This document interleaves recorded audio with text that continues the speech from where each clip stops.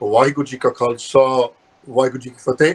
ਸੰਗਤ ਟੈਲੀਵਿਜ਼ਨ ਦੇਖ ਰਹੇ ਸਮੂਹ ਦਰਸ਼ਕਾਂ ਨੂੰ ਇਸ ਪ੍ਰੋਗਰਾਮ ਦੇ ਵਿੱਚ ਜੋ ਕਿ ਬਹੁਤ ਚਿਰ ਤੋਂ ਬਾਅਦ ਕਈ ਮਹੀਨੇ ਤੋਂ ਬਾਅਦ ਆਪ ਜੀ ਸੇਵਾ 'ਚ ਲੈ ਕੇ ਹਾਜ਼ਰ ਹੋਏ ਹਾਂ।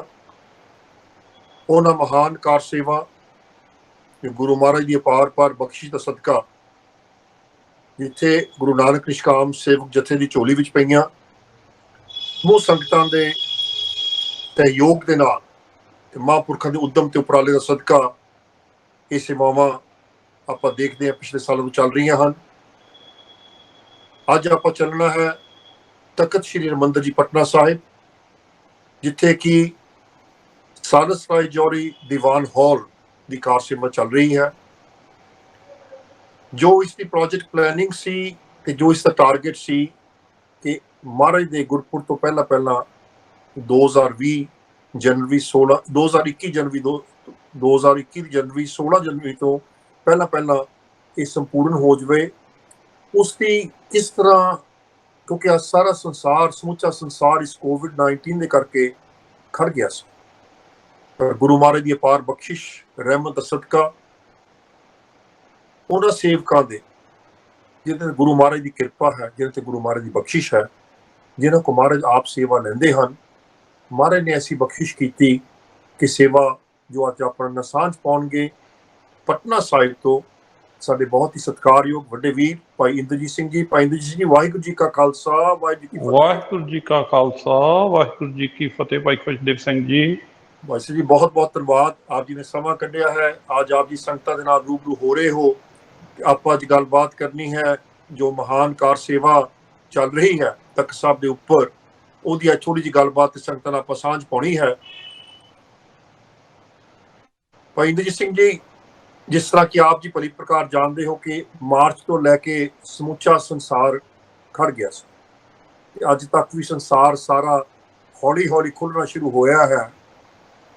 ਤਾਂ ਅਸੀਂ ਵੀ, ਕਿਉਂਕਿ ਸੰਗਤ ਟੀਵੀ ਦੇ ਮਾਧਿਅਮ ਰਾਹੀਂ ਗੁਰੂ ਨਾਨਕ ਨਿਸ਼ਕਾਮ ਸੇਵਕ ਜਥਾ ਤੇ ਜੋ ਕੋਈ ਕਾਰ ਸੇਵਾਵਾਂ ਚੱਲ ਰਹੀਆਂ ਹਨ, ਚਾਹੇ ਪਟਨਾ ਸਾਹਿਬ ਹੋਵੇ, ਚਾਹੇ ਮੂਲ ਮੰਤਰ ਸਥਾਨ ਦੀ ਹੋਵੇ, ਚਾਹੇ ਰਾਜਗੀਰ ਦੀ ਸੇਵਾ ਹੋਵੇ, ਅਪਡੇਟ ਹਮੇਸ਼ਾ ਸੰਗਤਾਂ ਨੂੰ ਹਰ ਹਫ਼ਤੇ ਦਿੰਦੇ ਸੀ। ਅਸੀਂ ਵੀ ਮਾਰਚ ਤੋਂ ਬਾਅਦ ਹੁਣ ਪ੍ਰੋਗਰਾਮ ਕਰ ਰਹੇ ਹਾਂ। ਸੋ ਆਪ ਜੀ ਮਾਰਚ ਤੋਂ ਲੈ ਕੇ ਹੁਣ ਤੱਕ ਜੋ ਤਖਤ ਸਾਹਿਬ ਤੇ ਇਹ ਮਹਾਨ ਸੇਵਾ ਚੱਲ ਰਹੀ ਹੈ, ਉਹਦੀ ਸੰਗਤਾਂ ਨਾਲ ਥੋੜੀ ਸਾਂਝ ਪਾਓ ਜੀ। ਵਾਹਿਗੁਰੂ ਜੀ ਕਾ ਖਾਲਸਾ ਵਾਹਿਗੁਰੂ ਜੀ ਕੀ ਫਤਿਹ। ਗੁਰੂ ਪਿਆਰੀ ਸਾਧ ਸੰਗਤ ਜੀ, ਸੰਗਤ ਟੀਵੀ ਦੇ ਮਾਧਿਅਮ ਦੇ ਥਰੂ ਜੋ ਸੰਗਤਾਂ ਇਹ ਜੋ ਪ੍ਰੋਗਰਾਮ ਜੋ ਗੁਰੂ ਨਾਨਕ ਨਿਸ਼ਕਾਮ ਸੇਵਕ ਜਥੇ ਵੱਲੋਂ ਸੇਵਾਵਾਂ ਇੰਡੀਆ ਵਿੱਚ ਚੱਲਦੀਆਂ ਨੇ, ਉਹਨਾਂ ਬਾਰੇ ਆਪ ਜੀ ਪਿਛਲੇ ਕੁਝ ਸਾਲਾਂ ਤੋਂ ਕੰਟੀਨਿਊ ਪ੍ਰੋਗਰਾਮ ਦੇਖਦੇ ਸੀਗੇ। ਜਿਸ ਤਰ੍ਹਾਂ ਭਾਈ ਸਾਹਿਬ ਜੀ ਨੇ ਬਿਆਨ ਕੀਤਾ ਹੈ ਕਿ COVID-19 ਜੋ ਮਾਰਚ ਤੋਂ ਆਲਮੋਸਟ ਲੋਕਡਾਊਨ ਦੀ ਸਿਚੁਏਸ਼ਨ ਸਾਰੇ ਸੰਸਾਰ ਦੇ ਵਿੱਚ ਹੀ ਸ਼ੁਰੂ ਹੋਈ ਤੇ ਉਹਦੇ ਕਰਕੇ ਸਾਰੀਆਂ ਚੀਜ਼ਾਂ ਅਫੈਕਟਡ ਹੋਈਆਂ। ਜੇ ਆਪਾਂ ਥੋੜਾ ਜਿਹਾ ਬੈਕਗਰਾਉਂਡ 'ਚ ਜਾਂਦੇ ਹਾਂ ਤਾਂ ਬਹੁਤ ਅੱਛੇ ਸਮੂਥਲੀ ਸਾਰਾ ਕੁਝ ਇਸ ਸੰਸਾਰ ਵਿੱਚ ਚੱਲ ਰਿਹਾ ਸੀਗਾ। ਤੇ COVID-19 ਜਿਹੜਾ ਐਕਚੁਅਲ ਤਾਂ ਇਹ COVID-19 ਮੀਨਸ ਕਿ ਬਈ 19 ਦੇ ਵਿੱਚ ਇਹ ਚੀਜ਼ ਸ਼ੁਰੂ ਹੋ ਗਈ ਸੀ, ਲੇਕਿਨ ਉਸ ਵਕਤ ਹੱਲੇ ਇੰਨੀ ਇਸ ਤਰ੍ਹਾਂ ਦਾ ਕਿਸੇ ਨੂੰ ਗਿਆਨ ਨਹੀਂ ਸੀ ਕਿ ਅੱਗੇ ਚੱਲ ਕੇ ਮਾਰਚ ਤੱਕ ਇਹਦਾ ਆਹ ਰਿਜ਼ਲਟ ਹੋਏਗਾ। ਤੇ ਰਹੀ ਇਸ ਚੀਜ਼ ਦਾ ਇਫੈਕਟ ਜਿਹੜਾ ਆ, ਉਹ ਕੋਈ ਦੁਨੀਆ ਦਾ ਸੰਸਾਰ ਦੀ ਚੀਜ਼ ਨਹੀਂ ਜਿਹਦੇ ਤੇ ਇਹਦਾ ਨਹੀਂ ਇਫੈਕਟ ਪਿਆ ਜੀ। ਤੇ ਉਸ ਇਸੇ ਰੀਜ਼ਨ ਕਰਕੇ ਜਿਹੜੇ ਗੁਰੂ ਸਾਹਿਬਾਨ ਦੀਆਂ ਸੇਵਾਵਾਂ ਨੇ ਉਹਨਾਂ ਤੇ ਵੀ ਪ੍ਰਭਾਵ ਪਿਆ। ਪਰ ਅਸੀਂ ਮਹਾਰਾਜ ਦੇ ਬਹੁਤ ਹੀ ਸ਼ੁਕਰਗੁਜ਼ਾਰ ਹਾਂ, ਦਸਮ ਪਿਤਾ ਮਹਾਰਾਜ ਦੀ ਅਪਾਰ ਬਖਸ਼ਿਸ਼ ਰਹਿਮਤ ਦਾ ਸਦਕਾ ਕਿ ਇੰਡੀਆ ਦੇ ਵਿੱਚ ਲੋਕਡਾਊਨ ਜਿਹੜਾ ਹੈ ਉਹ ਇਹਨਾਂ ਨੇ ਸ਼ੁਰੂ ਕੀਤਾ 25 ਮਾਰਚ ਤੋਂ ਜੀ। ਤੇ ਸਭ ਤੋਂ ਪਹਿਲਾਂ ਇਹਨਾਂ ਨੇ 21 ਮਾਰਚ ਨੂੰ ਅਨਾਉਂਸ ਕੀਤਾ ਸੈਂਟਰ ਗਵਰਨਮੈਂਟ ਨੇ ਕਿ ਬਈ 22 ਮਾਰਚ ਨੂੰ ਜੋ ਹੈ ਉਹ ਜਨਤਾ ਕਰਫਿਊ ਹੋਏਗਾ ਇੱਕ ਟਰਾਇਲ ਦੇ ਤੌਰ ਤੇ ਜੀ। ਤੇ ਅੱਛਾ, ਮੈਂ ਕੋਈ ਆਪਣੇ ਫੈਮਿਲੀ ਕਿਸੇ ਪ੍ਰੋਗਰਾਮ ਦੇ ਵਿੱਚ ਅਟੈਂਡ ਕਰਨ ਵਾਸਤੇ ਆਸਟ੍ਰੇਲੀਆ ਗਿਆ ਹੋਇਆ ਸੀ ਫੈਬਰਵਰੀ ਦੇ ਵਿੱਚ ਜੀ। ਤੇ ਕੋਈ 3 ਹਫ਼ਤੇ ਵਾਸਤੇ ਮੈਂ ਆਸਟ੍ਰੇਲੀਆ ਗਿਆ ਸੀ ਔਰ 20 ਤਰੀਕ ਨੂੰ ਮੇਰੀ ਆਸਟ੍ਰੇਲੀਆ ਤੋਂ ਵਾਪਸੀ ਸੀਗੀ। ਤੇ ਪਿੱਛੇ ਮੁੰਡਿਆਂ ਨੇ ਕੰਮ ਬਹੁਤ ਅੱਛੀ ਤਰ੍ਹਾਂ ਸੰਭਾਲਿਆ ਹੋਇਆ ਸੀ। ਤਾਂ ਅੱਜ ਕੱਲ੍ਹ ਟੈਕਨੋਲੋਜੀ ਦਾ ਫਾਇਦਾ ਹੈ, ਤੁਸੀਂ ਬਿਲਕੁਲ ਐਵਰੀਡੇ ਕਿਤੇ ਵੀ ਸੰਸਾਰ 'ਚ ਬੈਠੇ ਆ, ਤੁਸੀਂ ਆਪਣੀ ਸਾਈਟ ਦੇ ਨਾਲ ਕਨੈਕਟਡ ਰਹਿੰਦੇ ਆ। ਬਿਲਕੁਲ ਤੇ ਭਾਈ ਖੁਸ਼ਦੇਵ ਸਿੰਘ ਜੀ, ਅਸੀਂ ਵੀ ਆਸਟ੍ਰੇਲੀਆ ਤੋਂ ਜਿਹੜੀ ਲਾਸਟ ਫਲਾਈਟ ਕੁਦਰਤੀ ਸਾਡੀ ਉਹ ਸੀ 20 ਮਾਰਚ ਨੂੰ, ਜੀ ਸਾਡੀ ਲਾਸਟ ਫਲਾਈਟ ਸੀਗੀ ਜਿਹੜੀ ਅਸੀਂ ਆਸਟ੍ਰੇਲੀਆ ਤੋਂ ਲੈ ਕੇ ਆਏ। ਉਹ ਵੀ ਅਨਸਰਟਨਟੀ ਉੱਥੇ ਬਣੀ ਹੋਈ ਸੀ ਕਿ ਬਈ ਫਲਾਈਟ ਜਾਏਗੀ ਕਿ ਨਹੀਂ ਜਾਏਗੀ, ਜੀ ਪਰ ਮਹਾਰਾਜ ਨੇ ਬਹੁਤ ਅਪਾਰ ਬਖਸ਼ਿਸ਼ ਕੀਤੀ ਸਾਡੇ ਤੇ ਕਿ ਸਾਡੀ ਉਹ ਫਲਾਈਟ ਮੈਲਬਰਨ ਤੋਂ ਚੱਲ ਕੇ ਸਿੰਗਾਪੁਰ ਆ ਗਏ। ਸਿੰਗਾਪੁਰ ਜ਼ਰੂਰ ਸਾਨੂੰ 16 ਘੰਟੇ ਸਟੇ ਹੋਇਆ, ਫਿਰ ਆ ਕੇ 14 ਘੰਟੇ ਦਿੱਲੀ ਏਅਰਪੋਰਟ ਤੇ ਬਹੁਤ ਖੱਜਲ ਹੋਣਾ ਪਿਆ, ਲੇਕਿਨ ਉਸ ਤੋਂ ਬਾਅਦ ਅਸੀਂ ਨਿਕਲ ਕੇ ਫਿਰ ਵੀ 72 ਆਵਰਸ ਲੱਗੇ ਆਸਟ੍ਰੇਲੀਆ ਤੋਂ ਚੱਲ ਕੇ ਪਟਨਾ ਸਾਹਿਬ ਪਹੁੰਚਣ ਨੂੰ ਸਾਨੂੰ। ਜੀ ਅੱਛਾ, ਉਹ ਅਸੀਂ ਪਟਨਾ ਸਾਹਿਬ ਪਹੁੰਚੇ ਜਿਸ ਦਿਨ ਜਨਤਾ ਕਰਫਿਊ ਸੀਗਾ, ਅੱਛਾ ਜੀ ਸਾਰਾ ਇੰਡੀਆ ਬੰਦ ਸੀ, ਲੇਕਿਨ ਕਿਉਂਕਿ ਅਸੀਂ ਉਸ ਦਿਨ ਏਅਰਪੋਰਟ ਤੇ ਪਹੁੰਚ ਗਏ ਸੀ, ਏਅਰਪੋਰਟ ਤੋਂ ਅਸੀਂ ਦੇਖਿਆ ਕਿ ਵੀ ਫਲਾਈਟ ਕਹਿੰਦੇ ਸ਼ਾਮ ਨੂੰ ਜਾਏਗੀ। ਅਸੀਂ ਏਅਰਪੋਰਟ ਤੇ ਬੈਠੇ ਰਹੇ, ਸ਼ਾਮ ਨੂੰ ਸਾਨੂੰ ਫਲਾਈਟ ਮਿਲੀ ਤਾਂ ਅਸੀਂ ਸ਼ਾਮ ਨੂੰ ਫਲਾਈਟ ਪਕੜ ਕੇ ਇੱਥੇ ਆ ਗਏ। ਅਗਲੇ ਦਿਨ ਜਦੋਂ ਇੱਥੇ ਪਹੁੰਚੇ ਤੇ ਉਹ ਕਹਿੰਦੇ ਜੀ ਤੁਸੀਂ 14 ਦਿਨ ਦੇ ਕੁਆਰੰਟਾਈਨ ਦੇ ਵਿੱਚ ਜੀ ਚਲੇ ਜਾਓ। ਤੇ ਅਸੀਂ ਫਿਰ ਪਟਨਾ ਸਾਹਿਬ ਹੀ ਅਸਥਾਨ ਤੇ ਆ ਕੇ ਦਰਸ਼ਨ ਕੀਤੇ ਤੇ ਆਪਣਾ ਕੰਮ ਦੇਖਿਆ। ਤੇ ਉਸ ਵਕਤ ਸਾਡੇ ਕੋਲ ਮੋਰ ਦੈਨ 100 ਸੇਵਾਦਾਰ ਜਿਹੜੇ ਸੀ ਉਹ ਆਪਣੀ ਸਾਈਟ ਤੇ ਸੇਵਾ ਕਰਦੇ ਪਏ ਸੀ, ਕੰਮ ਕਰਦੇ ਪਏ ਸੀ ਜੀ ਤੇ ਬਹੁਤ ਫੁੱਲ ਫਲੇਜ ਤੇ ਕੰਮ ਚੱਲਦਾ ਸੀ। ਔਰ ਅਸੀਂ ਆਪਣਾ ਜਿਹੜਾ ਟਾਰਗੇਟ ਸੀਗਾ ਉਹ ਇੱਕ ਫਿਕਸ ਕੀਤਾ ਹੋਇਆ ਸੀ ਕਿ ਅਸੀਂ ਬਿਫੋਰ ਰੇਨੀ ਸੀਜ਼ਨ ਜੀ ਜਿਹੜੇ ਦੀਵਾਨ ਹਾਲ ਦੀਆਂ ਜਿਹੜੀਆਂ ਛੱਤਾਂ ਨੇ ਉਹ ਕੰਪਲੀਟ ਕਰ ਲੈਣੀਆਂ। ਤੇ ਬਟ ਇਹਨਾਂ ਨੇ 23 ਤਰੀਕ ਨੂੰ ਅਨਾਉਂਸ ਕਰਤਾ ਕਿ ਬਈ ਕੱਲ ਤੋਂ ਜਿਹੜਾ ਆ ਉਹ 3 ਵੀਕਸ ਵਾਸਤੇ ਲੋਕਡਾਊਨ ਸ਼ੁਰੂ ਜਿਹੜਾ ਉਹ ਸ਼ੁਰੂ, ਤੇ everything should be shut down. ਜੀ ਅੱਛਾ, ਤੇ ਉਹ ਫਿਰ ਸਾਨੂੰ ਵੀ ਕਰਨਾ ਪਿਆ। ਹਾਂਜੀ ਅੱਛਾ, ਗੁਰਦੁਆਰਾ ਸਾਹਿਬ ਤਕਰੀਬਨ ਬਿਲਕੁਲ ਖਾਲੀ ਹੋ ਗਿਆ, ਕੋਈ 25-30 ਸੰਗਤਾਂ ਸੀਗੀਆਂ ਜੀ ਤੇ ਬਾਕੀ ਕੋਈ 100 ਦੇ ਕਰੀਬ ਆਪਣੇ ਵਰਕਰਸ ਐਂਡ ਸੇਵਾਦਾਰ ਸੀਗੇ। ਤੇ ਉਹਨਾਂ ਸਾਰਿਆਂ ਨੂੰ ਅਸੀਂ ਇੰਸਟਰਕਸ਼ਨ ਦੇ ਦਿੱਤੀ ਕਿ ਵੀ ਤੁਸੀਂ ਸਾਰੇ ਜਾਣੇ ਆਪਾਂ ਆਪਣੇ ਕਮਰਿਆਂ 'ਚ ਹੀ ਰਹੋ, ਸਿਰਫ ਲੰਗਰ ਹਾਲ 'ਚ ਲੰਗਰ ਪ੍ਰਸ਼ਾਦਾ ਛਕਣ ਜਾਓ ਜੀ ਤੇ ਆਪਾਂ ਜੋ ਸਰਕਾਰ ਦੀ ਇਹ ਆਰਡਰ ਨੇ ਇਹਨਾਂ ਨੂੰ ਜਿਹੜਾ ਆ ਉਹ ਫੁੱਲਫਿਲ ਕਰੀਏ। ਜੀ ਜੀ ਤੇ ਉਸ ਤੋਂ ਬਾਅਦ ਅੱਛਾ, ਬੰਦੇ ਥੋੜੇ ਦਿਨਾਂ ਬਾਅਦ ਫਿਰ ਕਾਹਲੇ ਪੈਣ ਲੱਗ ਪਏ ਕਿ ਬਈ ਅਸੀਂ ਕੀ ਕਰੀਏ, ਇਸ ਤਰ੍ਹਾਂ ਉਸ ਤਰ੍ਹਾਂ ਦੀ ਸਿਚੁਏਸ਼ਨ ਹੋਣ ਲੱਗ ਪਈ। ਫਿਰ ਤਖ਼ਤ ਸਾਹਿਬ ਕੁਝ ਸੰਗਤਾਂ ਰੁਕੀਆਂ ਸੀ, ਕੁਝ ਸੰਗਤਾਂ ਬਾਲ ਲੀਲਾ ਵੀ ਸੀਗੀਆਂ।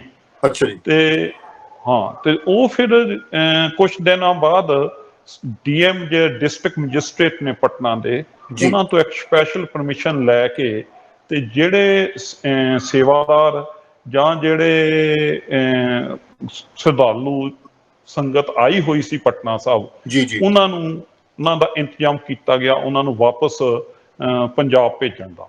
ਉਹਦੇ ਵਿੱਚ ਆਪਣੇ ਵਰਕਰ ਵੀ ਕੋਈ 20 ਦੇ ਕਰੀਬ ਪੰਜਾਬ ਦੇ ਸੀਗੇ, ਉਹਨਾਂ ਨੂੰ ਜੀ ਸਪੈਸ਼ਲ ਬੱਸਿਸ ਵਿੱਚ ਪੰਜਾਬ ਨੂੰ ਵਾਪਸ ਭੇਜਿਆ। ਤੇ ਕੁਝ ਵਰਕਰ ਜਿਹੜੇ ਕਹਿੰਦੇ ਅਸੀਂ ਨਹੀਂ ਜਾਣਾ, ਜੀ ਤੇ ਅਸੀਂ ਕਿਹਾ ਚਲੋ ਠੀਕ ਹੈ, ਜਿਹੜਾ ਨਹੀਂ ਜਾਣਾ ਉਹ ਤੁਸੀਂ ਇੱਥੇ ਰੁਕ ਜਾਓ। ਤੇ ਉਹਦੇ ਵਿੱਚ ਕੋਈ 30 ਕੁ ਬੰਦੇ ਇੱਥੇ ਰੁਕ ਗਏ ਤੇ ਜਿਹੜੇ ਬਿਹਾਲ ਦੇ ਸੇਵਾਦਾਰ ਸੀਗੇ, ਵਰਕਰ ਸੀਗੇ ਸਾਡੇ ਕੋਲ, ਤੇ ਉਹ ਵੀ ਕਹਿੰਦੇ ਅੱਛਾ, ਸਾਨੂੰ ਦੂਸਰਾ ਇੱਕ ਇਹ ਡਰ ਪੈ ਗਿਆ ਕਿ ਕੱਲ ਨੂੰ ਕੋਈ ਇਹੋ ਜਿਹਾ ਇਨਸੀਡੈਂਟ ਹੋ ਗਿਆ, ਕੋਈ COVID-19 ਪੋਜ਼ਿਟਿਵ ਆ ਗਿਆ ਬਿਲਕੁਲ ਤੇ ਇਹਦਾ ਇਫੈਕਟ ਸਾਰਿਆਂ ਤੇ ਆਏਗਾ। ਜੀ ਜੀ ਤੇ ਇਹਦੇ ਨਾਲ ਕਿ ਜਿਹੜੇ ਸਾਡੇ ਵਰਕਰ ਸਾਡੇ ਕੋਲ ਵੀ ਹੈਗੇ ਨੇ, ਕੋਈ 80 ਦੇ ਕਰੀਬ ਵਰਕਰ ਰਹਿ ਗਏ, 20 ਕੁ ਪੰਜਾਬ ਵਾਪਸ ਚਲੇ ਗਏ ਸੀ। ਤੇ ਅਸੀਂ ਉਹਨਾਂ ਨੂੰ ਕਿਹਾ ਕਿ ਬਈ ਜਿਨ੍ਹਾਂ ਨੇ ਜਾਣਾ ਆ ਬਿਹਾਰ ਦੇ ਹੀ, ਸਾਨੂੰ ਉਹ ਨਾਰਥ ਬਿਹਾਰ ਜਿਹੜਾ ਨੇਪਾਲ ਦੇ ਨਾਲ ਜਾਂ ਬੰਗਾਲ ਦੇ ਨਾਲ ਬਾਰਡਰ ਦੇ ਏਰੀਏ ਦੇ ਸਨ, ਜਿਹੜਾ ਪੂਰਨੀਆ ਐਂਡ ਕਠਿਆਰ ਡਿਸਟ੍ਰਿਕਟਸ ਨੇ ਉੱਥੋਂ ਦੇ, ਤੇ ਉਹਨਾਂ ਵਾਸਤੇ ਵੀ ਸਪੈਸ਼ਲ ਸਾਨੂੰ ਪਰਮਿਸ਼ਨ ਲੈਣੀ ਪਈ ਸਰਕਾਰ ਤੋਂ। ਤੇ ਸਪੈਸ਼ਲ ਪਰਮਿਸ਼ਨ ਨਾਲ ਅਸੀਂ ਤਖ਼ਤ ਸਾਹਿਬ ਦੀਆਂ ਬੱਸਾਂ ਦੇ ਵਿੱਚ ਉਹਨਾਂ ਨੂੰ ਬੜਾ ਹਿਫਾਜ਼ਤ ਦੇ ਨਾਲ ਤੇ ਉੱਥੋਂ ਦੇ ਜ਼ਿਲ੍ਹਿਆਂ ਦੇ ਜਿਹੜੇ ਡੀਐਮ ਸੀ ਉਹਨਾਂ ਦੇ ਸਪੁਰਦ ਕੀਤਾ। ਉਹਨਾਂ ਨੇ ਉਹਨਾਂ ਨੂੰ ਕੋਈ 7-7 ਦਿਨ ਕੁਆਰੰਟਾਈਨ ਕੀਤਾ ਤੇ ਨਾਲ 210 ਰੁਪਏ ਪਰ ਡੇ ਦੇ ਹਿਸਾਬ ਨਾਲ ਉਸ ਟਾਈਮ ਤੇ ਪੈਸੇ ਵੀ ਦਿੱਤੇ ਸਰਕਾਰ ਨੇ, ਬਿਹਾਰ ਸਰਕਾਰ ਨੇ। ਓਕੇ ਓਕੇ ਜੀ। ਤੇ ਸਾਡੇ ਕੋਲ ਫਿਰ ਵੀ ਕੋਈ 30 ਕੁ ਸੇਵਾਦਾਰ ਵਰਕਰ ਫਿਰ ਵੀ ਇੱਥੇ ਰਹੇ, ਜੀ ਜਿਹਦੇ ਵਿੱਚੋਂ ਕੁਝ ਪੰਜਾਬ ਦੇ ਸਨ ਤੇ ਕੁਝ ਜਿਹੜੇ ਸੀ ਉਹ ਬਿਹਾਰ ਦੇ ਵੀ ਸਨ।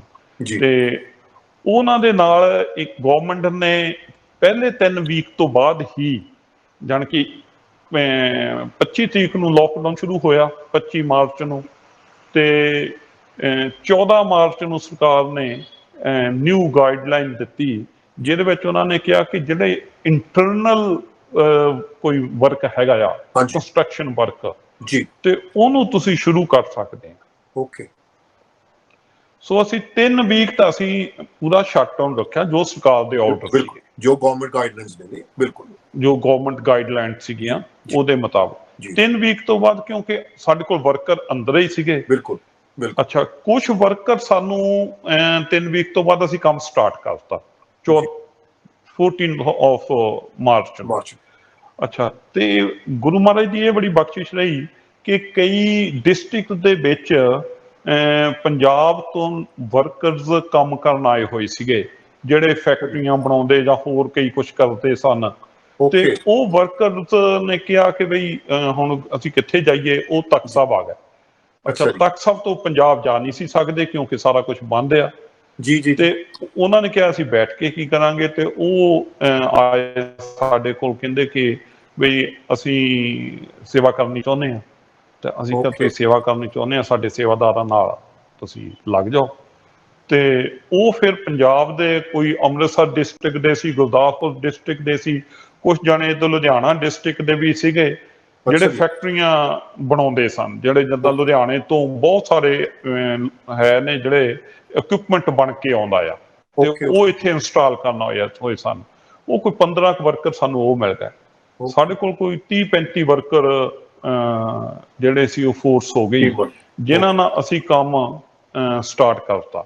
ਔਰ ਉਹਦੇ 'ਚ ਅਸੀਂ ਕੀ ਕੀਤਾ ਕਿ ਅਸੀਂ ਕਿਹਾ ਕਿ ਸਭ ਤੋਂ ਪਹਿਲਾਂ ਇਹਨਾਂ ਦੇ ਨਾਲ ਅਸੀਂ ਸਾਡਾ ਹਰਮੰਦਰ ਗਲੀ ਵਾਲੀ ਸਾਈਡ ਤੇ ਨੀਚੇ ਤਾਂ ਆਪਾਂ ਸਾਰੀ ਬੇਸਮੈਂਟ ਬਣਾਈ ਆ, ਜਿਹੜੀ ਕਾਰ ਪਾਰਕਿੰਗ ਆ, ਤੇ ਜੀ ਉਹਦੇ ਤੇ ਇੱਕ ਸਟ੍ਰੈਟਜੀ ਥੋੜੀ ਚੇਂਜ ਕਰਕੇ ਤੇ ਉਹਦੇ 'ਚ 2 ਫਲੋਰ ਦਾ ਮਿਊਜ਼ੀਅਮ ਬਣਨਾ ਹੈ।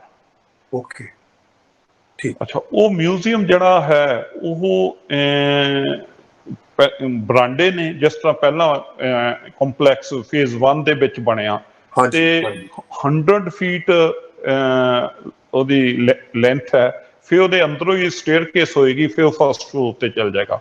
ਓਕੇ ਟੋਟਲ 200 ਫੀਟ 200 ਫੁੱਟ ਲੰਬਾ ਉਹ ਮਿਊਜ਼ੀਅਮ ਹੋਏਗਾ 2 ਫਲੋਰ ਤੇ, ਜੀ ਜਿਹਦੇ ਲੈਫਟ ਐਂਡ ਰਾਈਟ ਜਦੋਂ ਅੰਦਰ ਆਪਾਂ ਐਂਟਰ ਕਰਾਂਗੇ, ਦੋਨੋਂ ਸਾਈਡ ਤੇ ਜਿਹੜੀਆਂ ਮਿਊਜ਼ੀਅਮ, ਜਿਸ ਤਰ੍ਹਾਂ ਆਪਾਂ ਦਰਸ਼ਨ ਕਰਦੇ ਜਾਂਦੇ ਆ, ਤੇ ਜੀ ਉਹਦੇ ਦਰਸ਼ਨ ਕਰਦੇ ਅੱਗੇ ਸਟੇਅਰਕੇਸ ਤੋਂ ਉੱਪਰ ਜਾ ਕੇ ਫਿਰ ਉੱਪਰ ਨੂੰ ਪੂਰਾ ਦਰਸ਼ਨ ਕਰਕੇ ਦੈਨ ਆਪਾਂ ਠੀਕ ਬਾਹਰ ਆ ਜਾਵਾਂਗੇ। ਤੇ ਅਸੀਂ ਉਹਦੀ ਇੱਕ ਛੱਤ ਪਾ ਚੁੱਕੇ ਸੀਗੇ ਫੈਬਰਵਰੀ ਦੇ ਵਿੱਚ। ਓਕੇ ਓਕੇ ਅੱਛਾ, ਸੈਕੰਡ ਦਾ ਕੰਮ ਸ਼ੁਰੂ ਕੀਤਾ ਹੋਇਆ ਸੀ ਮਾਰਚ ਦੇ ਵਿੱਚ, ਤੇ ਉਹਦੀ ਸਾਡਾ ਟਾਰਗੇਟ ਸੀਗਾ ਕਿ ਅਸੀਂ ਅਪ੍ਰੈਲ ਦੇ ਵਿੱਚ ਉਹਦੀ ਜੀ ਛੱਤ ਪਾਉਣੀ, ਲੇਕਿਨ ਲੋਕਡਾਊਨ ਕਰਕੇ ਅਸੀਂ ਉਹ ਕੰਮ ਸਾਨੂੰ ਸਾਰਾ ਬੰਦ ਹੋ ਗਿਆ। ਤੇ ਅਸੀਂ ਫਿਰ ਕੀ ਕੀਤਾ ਕਿ ਜਦੋਂ ਸਾਨੂੰ ਇਹ ਸੇਵਾਦਾਰ ਮਿਲ ਗਏ, ਤੇ ਅਸੀਂ ਸਰਕਾਰ ਨੇ ਕਿਹਾ ਕਿ ਜਿਹੜੇ ਇੰਟਰਨਲ ਕੰਪਲੈਕਸਿਸ ਵਿੱਚ ਹੈ ਨੇ, ਤੇ ਉਹ ਆਪਣੀ ਸੇਵਾ, ਉਹ ਆਪਣੇ ਕੰਮ ਕਰ ਸਕਦੇ ਨੇ ਕੰਸਟਰਕਸ਼ਨ ਓਕੇ ਦੇ ਵਿੱਚ। ਅੱਛਾ ਤੇ ਜੀ ਦੈਨ ਅਸੀਂ ਉਹ ਸਟਾਰਟ ਕਰਤਾ, ਤੇ ਮਹਾਰਾਜ ਨੇ ਬੜੀ ਕਿਰਪਾ ਕੀਤੀ। ਅਸੀਂ ਕੋਈ 3 ਵੀਕ ਦੇ ਵਿੱਚ, ਅਗਲੇ 3 ਵੀਕਸ ਦੇ ਵਿੱਚ ਜਿਹੜਾ ਆ ਉਹ ਅਸੀਂ ਛੱਤ ਤਿਆਰ ਕਰਕੇ ਉਹਦੀ ਛੱਤ ਪਾਤੀ। ਤੇ ਉਸ ਤੋਂ ਅਗਲੀ ਫਿਰ 3rd ਫਲੋਰ ਦੀ ਜਿਹੜੀ ਹੈ, ਉਹਦਾ ਕੰਮ ਵੀ ਹੁਣ ਨਾਲ ਚੱਲਦਾ ਹੈ। ਜੀ ਉਹਦੇ 'ਚ ਜਿਹੜਾ 3rd ਫਲੋਰ ਤੇ ਹੋਏਗਾ, ਉਹਦੀ ਵੀ ਉਮੀਦ ਹੈ ਅਸੀਂ 1 ਮਹੀਨੇ ਤੱਕ ਛੱਤ ਪਾ ਦੇਣੀ ਹੈ। ਤੇ ਉਹ ਹੋਏਗਾ, ਇੱਥੋਂ ਦੇ ਹੈੱਡ ਗ੍ਰੰਥੀ ਸਾਹਿਬ ਤੇ ਹੋਰ ਜਿਹੜੇ 5 ਪਿਆਰੇ ਸਾਹਿਬਾਨ, ਉਹਨਾਂ ਨੇ ਸਾਨੂੰ ਬੇਨਤੀ ਕੀਤੀ ਕਿ ਬਈ ਇੱਥੇ ਜਦੋਂ ਗੁਰਪੁਰਬ ਹੁੰਦਾ ਦਸਮ ਪਿਤਾ ਮਹਾਰਾਜ ਦਾ, ਜਾਂ ਹੋਰ ਕਈ ਵਾਰੀ ਪ੍ਰੋਗਰਾਮ ਵੱਡੇ ਸਕੇਲ ਤੇ ਹੁੰਦੇ ਨੇ, ਜੀ ਤੇ ਉਦੋਂ 40-40, 50-50 ਅਖੰਡ ਪਾਠ ਇਕੱਠੇ ਰੱਖੇ ਜਾਂਦੇ ਨੇ। ਓਕੇ ਤੇ ਸਾਡੇ ਕੋਲ ਕੋਈ ਵੀ ਜਗ੍ਹਾ ਨਹੀਂ ਹੈਗੀ ਕਿ ਜਿੱਥੇ ਅਸੀਂ ਇੰਨੇ ਅਖੰਡ ਪਾਠ ਕਰ ਸਕੀਏ। ਅੱਛਾ ਤੇ ਅੱਛਾ, ਕਿਉਂਕਿ ਹੁਣ ਤਾਂ ਦੀਵਾਨ ਹਾਲ ਵੀ ਅੱਗੇ ਤਿਆਰ ਹੋ ਜਾਣਾ, ਜੀ ਪਰ ਉਹ ਕਹਿੰਦੇ ਕਿ ਜਦੋਂ ਦੀਵਾਨ ਹਾਲ ਤਿਆਰ ਹੋ ਵੀ ਜਾਏਗਾ, ਉਸ ਵਕਤ ਅੰਦਰ ਪ੍ਰੋਗਰਾਮ ਸਾਰਾ ਗੁਰਪੁਰਬ ਦਾ ਚੱਲਦਾ ਹੋਏਗਾ, ਲੇਕਿਨ ਅਖੰਡ ਪਾਠ ਉਸ ਵਕਤ ਕੋਈ 100 ਦੇ ਕਰੀਬ ਅਖੰਡ ਪਾਠ ਕੀਤੇ ਜਾਂਦੇ ਉਹਨਾਂ ਦਿਨਾਂ ਦੇ ਵਿੱਚ। ਅੱਛਾ ਜੀ। ਤੇ ਉਹ ਕਹਿੰਦੇ ਕਿ ਸਾਨੂੰ ਇੱਕ ਹਾਲ ਚਾਹੀਦਾ ਜਿਹਦੇ ਵਿੱਚ ਕੋਈ 40-50 ਅਖੰਡ ਪਾਠ ਇੱਕੋ ਟਾਈਮ ਤੇ ਹੋ ਸਕਣ। ਤੇ ਫਿਰ ਅਸੀਂ ਉਹਨਾਂ ਨੂੰ ਪ੍ਰਪੋਜ਼ ਕੀਤਾ ਕਿ ਵੀ ਜਿਹੜੀ ਥੱਲੇ ਆਪਣਾ 2 ਫਲੋਰ ਦਾ ਮਿਊਜ਼ੀਅਮ ਆ, ਉਹਦੇ ਉੱਤੇ ਸਾਡੇ ਕੋਲ 1 ਫਲੋਰ ਹੋਰ ਹੈ। ਪਹਿਲਾਂ ਉੱਥੇ ਸੀਗਾ ਕਿ ਵੀ ਰੂਮਸ ਬਣਾ ਲਈਏ। ਅੱਛਾ ਜੀ। ਤੇ ਅੱਛਾ, ਰੂਮਸ ਤਾਂ ਉਹਦੇ ਨਾਲ ਇੱਕ ਹੋਰ ਫੇਜ਼ 3 ਜਦੋਂ ਆਪਣਾ ਹੋਏਗਾ ਉਹਦੇ ਵਿੱਚ 1 ਫਲੋਰ ਅਸੀਂ ਹੋਰ ਐਡ ਕਰ ਦੇਵਾਂਗੇ ਨਾ, ਜਿੱਥੇ 6 ਫਲੋਰ ਬਣਾਉਣੇ ਸੀ 7 ਫਲੋਰ ਹੋ ਜਾਣਗੇ। ਤੇ ਜਿਹੜੇ ਇੱਥੇ ਇਸ ਜਗ੍ਹਾ ਤੇ 20 ਕਮਰੇ ਬਣਨੇ ਸੀ ਉਹ 20 ਕਮਰੇ ਉੱਥੇ ਹੋਰ ਐਡ ਆਨ ਕਰ ਲਵਾਂਗੇ।